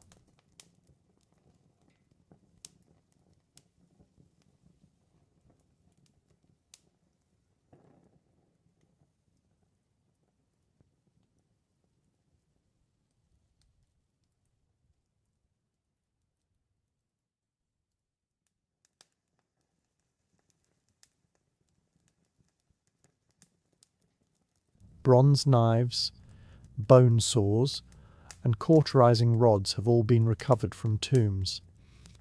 The Egyptians even practiced trepanation, boring a hole through the skull to ease pressure or to treat injuries to the head. Remarkably, a great many of these skulls show clear signs of healing, which tells us the patients lived through the ordeal. Trepanation was hardly unique to Egypt. In pre-Columbian Peru, archaeologists have turned up hundreds of trepanned skulls, many belonging to warriors hurt in battle. Some of these operations succeeded to a startling degree. In particular regions, judging by the way the bone had regrown, more than 80% of patients survived. These early surgeons likely leaned on coca leaves or fermented maize beer to blunt the pain, paired with herbal antiseptics. Over in the Greco-Roman world, Galen pushed surgical practice forward by observing wounded gladiators and dissecting animals. What he learned about the nervous system and the pathways of the blood became a foundation later anatomists would build upon. Roman military surgeons handled battlefield wounds with brisk efficiency, reaching for cautery, clamps, and ligatures. Surgery was forever dangerous, yet it commanded respect. It belonged to those bold enough to cut into living flesh in the hope of coaxing health out of pain. These were not butchers. They were artists of the blade. And though their understanding was far from complete, their legacy carries on every time a scalpel is lifted to heal rather than to harm. Today, we inhabit a world of digital diagnostics, robotic surgery, and genetic mapping. We can scan a body in seconds and fire off a prescription across an ocean with a single tap. And still, in the quieter corners of modern medicine, the murmurs of the ancient world go on echoing. You will find Ayurveda in yoga studios, Chinese herbal formulas on pharmacy shelves, and indigenous smudging ceremonies held inside hospitals to honor a patient's traditions. Medical students still recite a version of the Hippocratic Oath, vowing to do no harm, exactly as their Greco-Roman forerunners once did. In operating rooms, we handle precision instruments whose ancestry runs straight back to Sushruta's iron tools. Ideas like holistic care, preventative medicine, and the mind-body connection, now pillars of integrative health, are rooted in the wisdom of ancient peoples who saw healing not as a chore, but as a relationship. Even modern science has looped back around. Research keeps confirming what the ancients already suspected, that stress, isolation, and emotional trauma can weaken the immune system, unsettle sleep, and produce physical pain. Meditation, once a spiritual discipline, is now studied for what it does to the brain. Forest bathing, drawn from Shinto and indigenous practices tied to nature, is prescribed for anxiety. And the placebo effect, healing driven by belief alone, still baffles the very researchers who once waved it away. It is easy to file ancient medicine under outdated superstition, folklore, primitive guesswork, yet look more closely and something deeper appears. A worldview that treated illness not merely as a broken machine, but as a disturbance in one's very being. A signal that something, somewhere, had fallen out of harmony. And that notion still counts, because medicine is not only about treatment. It is about meaning, about comfort, about being seen and understood. The ancients grasped this by instinct. Whether they worked with chants, needles, leaves, or blades, they understood healing as something sacred. Today, as we press deeper into biotechnology, artificial intelligence, and personalized medicine, perhaps we are not so much leaving the ancient world behind. Perhaps we are circling back to it, armed with new tools, but carrying the same human heart. A heart that still aches for balance, for wholeness, for a healing that mends not only the body, but the spirit. Her name drifts down through history like a half-remembered tune. Sappho, a poet from the island of Lesbos, born somewhere around 630 BCE, whose voice once moved the hearts of listeners beneath the stars, and whose words, even in scattered fragments, still hum with longing. Unlike the towering warriors and kings of ancient Greece, Sappho's renown grew not from conquest, but from feeling. Her territory was not the battlefield, but the human soul. She wrote of love and jealousy, of beauty and despair, of joy and yearning. She caught the passing instants, a glance, a blush, a shiver, and pressed them into verse like flowers between pages, delicate yet everlasting. We know precious little of her life, no portraits, no diaries. What survives are traces, a handful of lines rescued by ancient scholars, quotations lodged inside other writers' works, and the wreckage of papyrus scrolls that time swallowed. And yet these fragments gleam. The philosopher Plato named her the 10th muse. Centuries afterward, poets, translators, and dreamers would chase her, assembling her life like an unfinished song. Sappho was most likely born into a noble family on Lesbos, an island in the northeastern reaches of the Aegean Sea. It was a place steeped in music and learning, where poetry was stitched into the fabric of everyday social life. She may have had siblings, a daughter, and even political rivals, though the record stays hazy. She lived through exile and turmoil, through stretches of silence and stretches of song. In her time, most women's voices were penned within the household or hushed entirely. But Sappho refused that silence. She stood apart not through rebellion, but through beauty. She composed in the Aeolic dialect, in brief, vivid lyrics built to be sung to the lyre. Her manner was intimate, thick with imagery. Evening star, you bring back all that the shining day has scattered. Lines like these outlasted whole empires. And then, as softly as she first surfaced in the records, she slipped away. Much of her work is gone, burned, buried, or brushed aside. But what lingers proves one thing. She needed no monuments. Her poems were her monument. And today, whenever we speak of passion set in verse, of love unashamed, of longing that leaps across the centuries, we are still whispering the name Sappho. To understand Sappho, you first have to understand Lesbos, the island that cradled her voice. Lesbos was no backwater.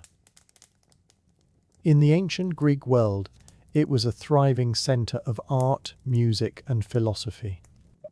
With its fertile valleys, olive groves, and sea winds carrying salt and flowers, Lesbos was at once a physical paradise and a cultural jewel.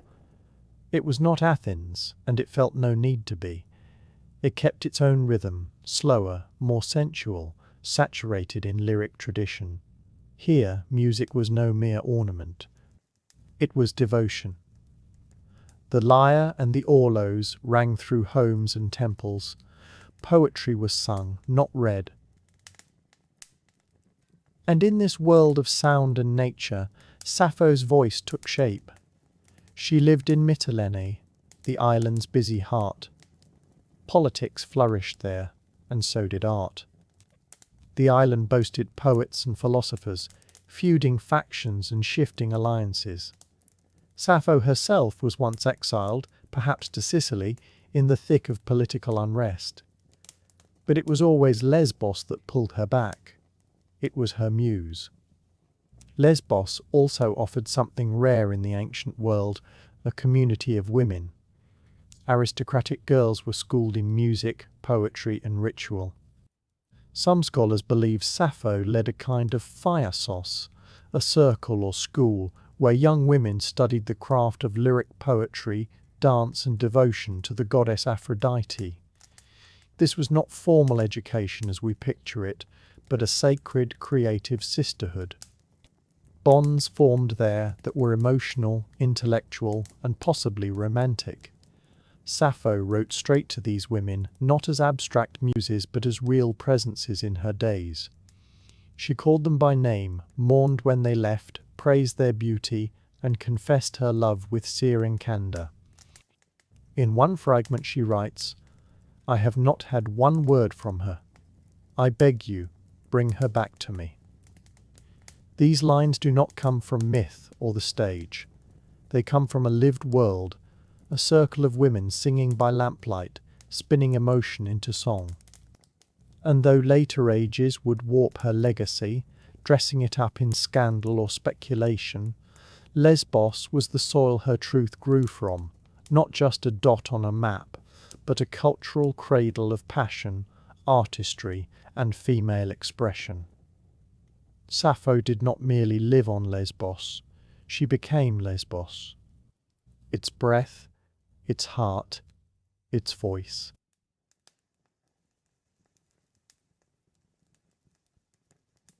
In an age when Homer's great epics glorified gods and heroes, and men crammed scrolls with battles and conquests, Sappho wrote about the heart. She did not sing of war, she sang of a trembling hand, a bashful glance, a voice that set her body shaking. She was among the first poets in Western history to write in the first person, I, not simply reporting events, but feeling them. And what she felt was love, longing, jealousy, tenderness, and desire. Most astonishing of all, she wrote as a woman, to women, about women. In ancient Greece, a woman's voice was usually confined to the home or silenced altogether. Public life, literature, politics, philosophy, these were the domain of men.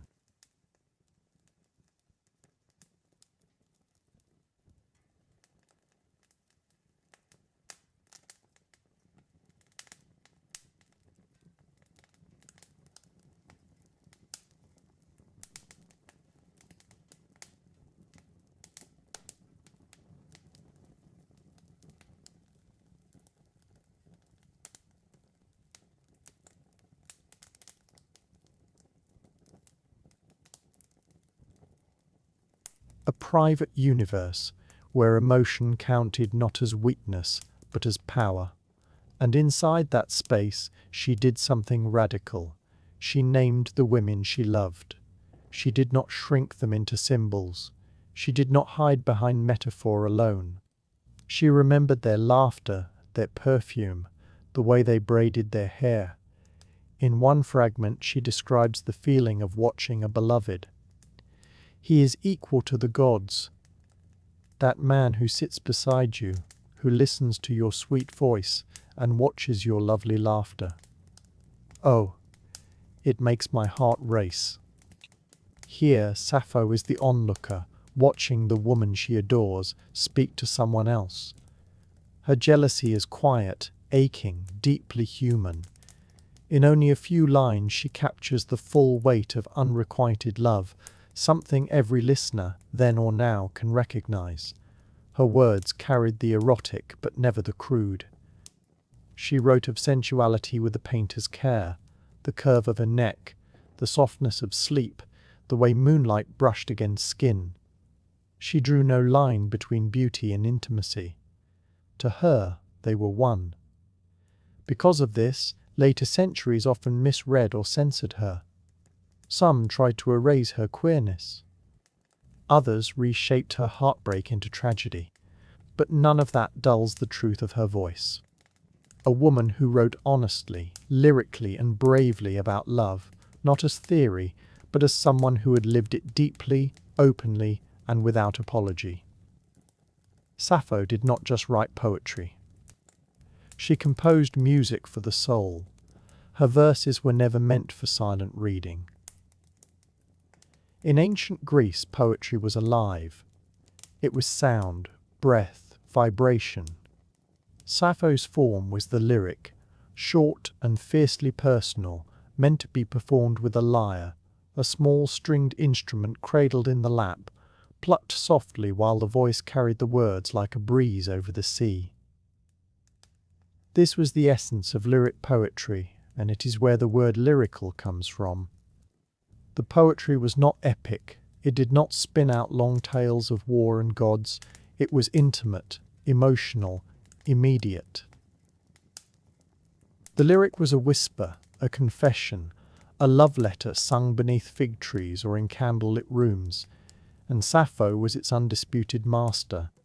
Her poems were shaped in Aeolic Greek, a regional dialect rich in softness and rhythm.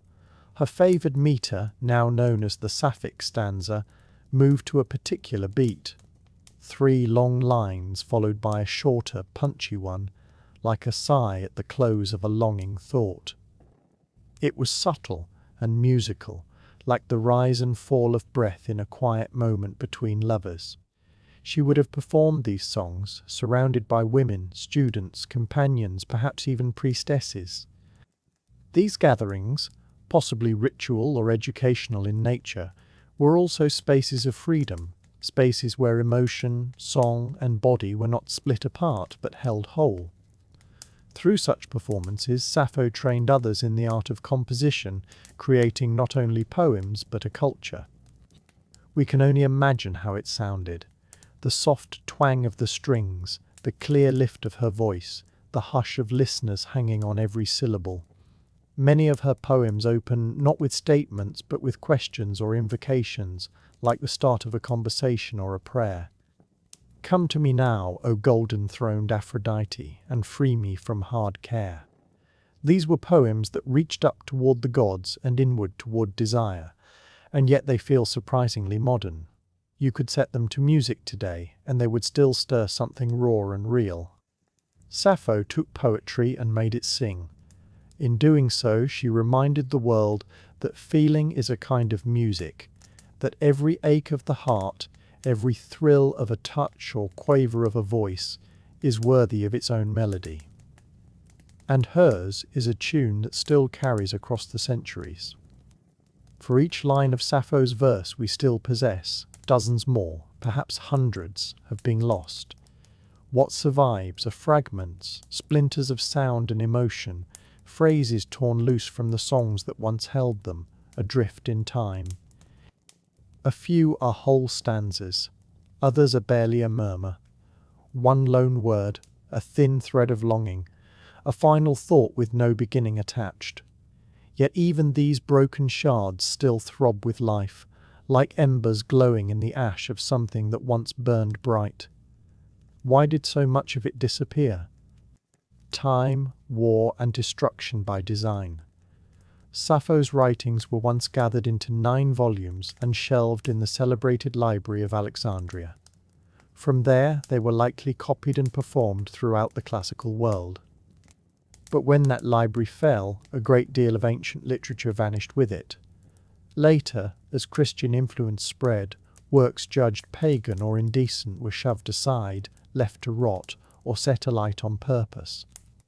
Sappho's poetry, brimming with passion and especially with love between women, made her an easy target.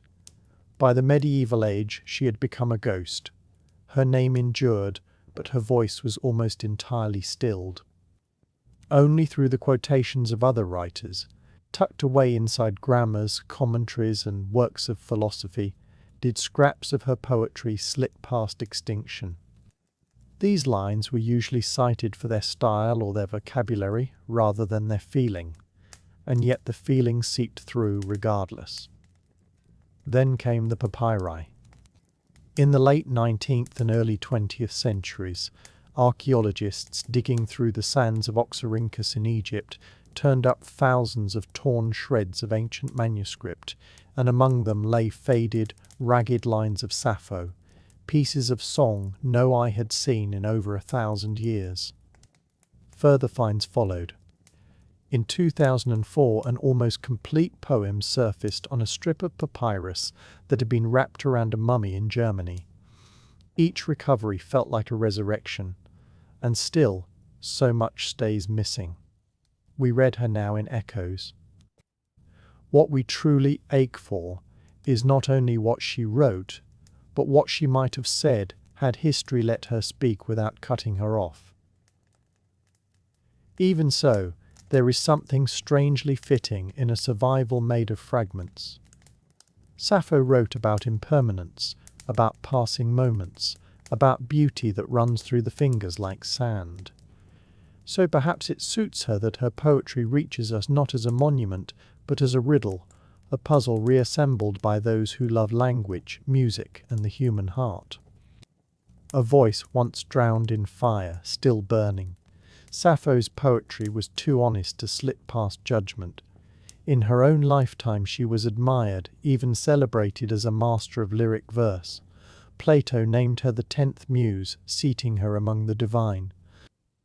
Yet as the centuries turned and cultures shifted, her legacy was twisted, hushed, or scandalized depending on the mood of the age. Why? Because she wrote about love, and not the sort history felt easy remembering. Much of her poetry dwells on deep affection and desire for women. She praised their beauty, grieved their absence, confessed her jealousy, and celebrated their closeness. In her world, this raised no eyebrows. On Lesbos, particularly among aristocratic women, strong emotional and possibly romantic bonds were accepted, even honored. But the generations that came after, shaped by Roman, Christian, and Victorian values, could not sit comfortably with it. Rather than face her truth, they rewrote her story. Medieval scribes passed her over. Renaissance translators softened her words. The Victorians recast her as a tragic romantic, broken over a man, and even invented the tale that she flung herself from a cliff over her love for a ferryman named Phaon, a story found nowhere in her genuine work. This fabricated ending had a job to do, to scrub away her queerness, to make her pain easier to swallow, her desire more conventional. Some critics shrank her poetry down to something merely instructional or platonic. Others waved her off entirely as indecent. And still she persisted. Even swathed in scandal, Sappho's name lived on. In the 19th century, when speaking openly of same-sex love remained forbidden, her legacy quietly became a coded emblem of queer identity. The words sapphic and lesbian came to describe romantic love between women, drawn straight from her name and her homeland. Without ever meaning to, she became a figure of resistance, a poetic ancestor to all whose loves had been silenced. And even today, the debates go on. Who was she? A teacher, a lover, a myth, a threat? But maybe the sharper question is why we are still uneasy with her truth. Sappho did not write to fit inside categories. She wrote what she felt. She named beauty, confessed her longing, and lived through her verse. Her scandal lay not in what she did, but in how honest she was. She dared to put desire on the page, and for that history tried to muffle her, but it never managed. If one divine presence hovered over Sappho's life and work, it was Aphrodite, goddess of love, beauty, and irresistible desire. To Sappho, Aphrodite was no distant myth. She was a muse, a confidant, even a companion in her hours of passion and heartbreak. Many of Sappho's most powerful lines are not only about love, they are prayers to Aphrodite, invocations, pleas, arguments cast in verse when the burden of longing grew too heavy to hold. In her most famous surviving poem, the Ode to Aphrodite, Sappho does not merely praise the goddess. She addresses her directly, almost like a friend who has heard this heartache before. "Come to me now," she asks. "If ever you answered my voice in the past, free me from hard care and grant all that my heart longs to achieve." There is no shame in this openness, no fear in naming desire. Sappho's love is never drawn as sinful or feeble. It is divine, something sacred enough to call a goddess down from the heavens. In the ancient world, Aphrodite governed more than romance. She ruled attraction, seduction, the pull between bodies, the sting of separation. To summon her was to admit that love could wound as deeply as it thrilled. Sappho caught that double nature perfectly. She never idealized love. She lived inside its contradictions. She wrote of its sweetness and its sting, its beauty and its cruelty. In another poem she writes that love shook her soul like the wind falling on mountain oaks, troubling the trees. Here, love is not gentle. It is violent, elemental, tearing through the self without asking leave. By setting Aphrodite at the heart of her emotional world, Sappho lifted longing into something mythic.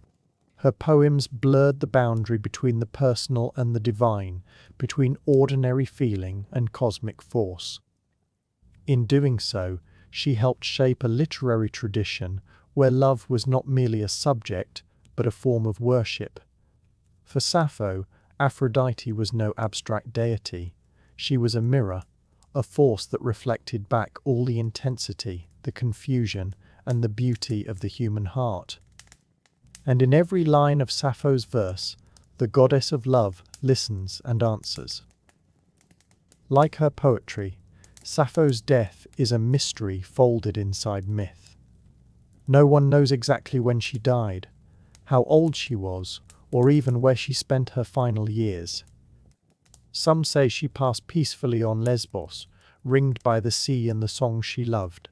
Others, especially later Roman poets, spun tragic fables in which she leapt to her death from the white cliffs of Lefkada, heartbroken over an unreturned love for the handsome ferryman Phaon. But no historical evidence backs that tale. It reads more like an invention, a way for a male-dominated literary tradition to recast her love and her suffering as a heterosexual tragedy.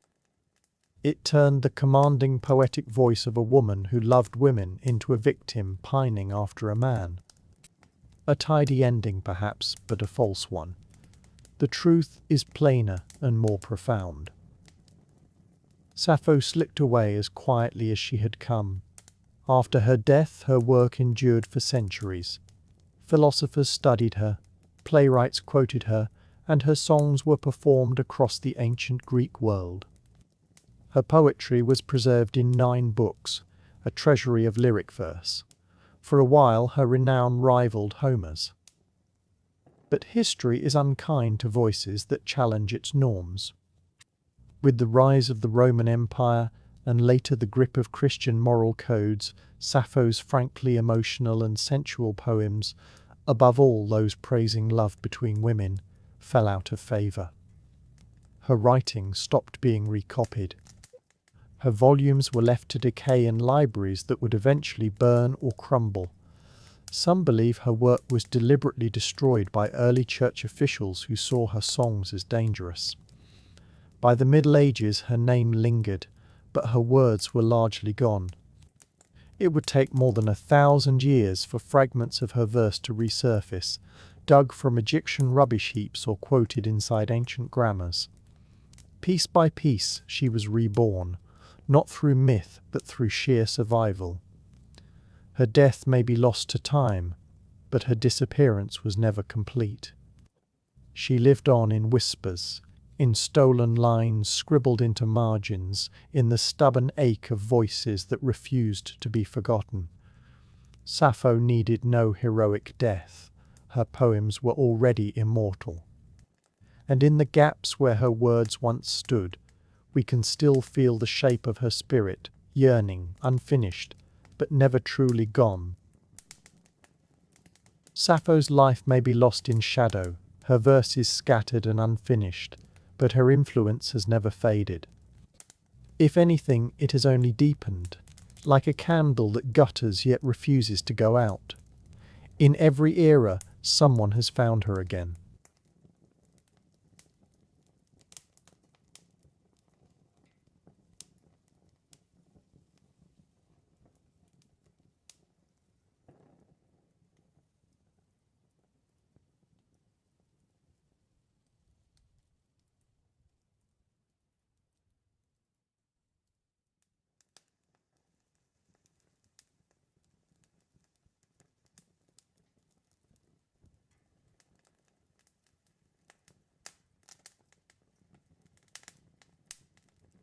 Through the 19th and 20th centuries, as conversations about gender and identity began to stir once more, Sappho became a symbol of queer resilience, of feminine artistry, of emotional freedom.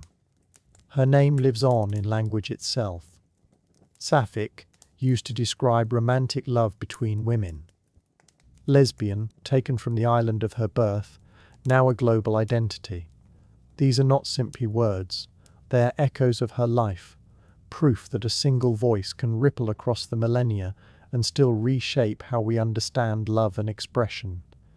Artists, writers, and musicians keep being drawn to her. Painters have pictured her at the lyre, bathed in moonlight. Poets have translated her again and again, each version reaching for the pulse beneath the words. Modern authors have reimagined her, reclaimed her, resurrected her in novels, songs, and plays. And through all of it, one thing stays clear. Sappho speaks to something universal. It does not matter that her poems are broken. It does not matter that her biography is blurred. What matters is the emotion burning beneath the words, the trembling joy of desire, the ache of parting, the sacredness of beauty. These are feelings all of us carry. She simply found a way to sing them. Perhaps that is her true immortality, not the marble statues or the scholarly footnotes, but the way a handful of lines from over 2,000 years ago can still make someone pause, breathe, and feel a little less alone. Sappho's gift was never only poetry. It was presence. She turned feeling into an art. She made longing a form of truth. And in doing so, she became more than a poet. She became a mirror for anyone who has ever loved quietly, deeply, or in defiance of the world. And for as long as human hearts break and heal through language, Sappho will remain, not merely remembered, but felt.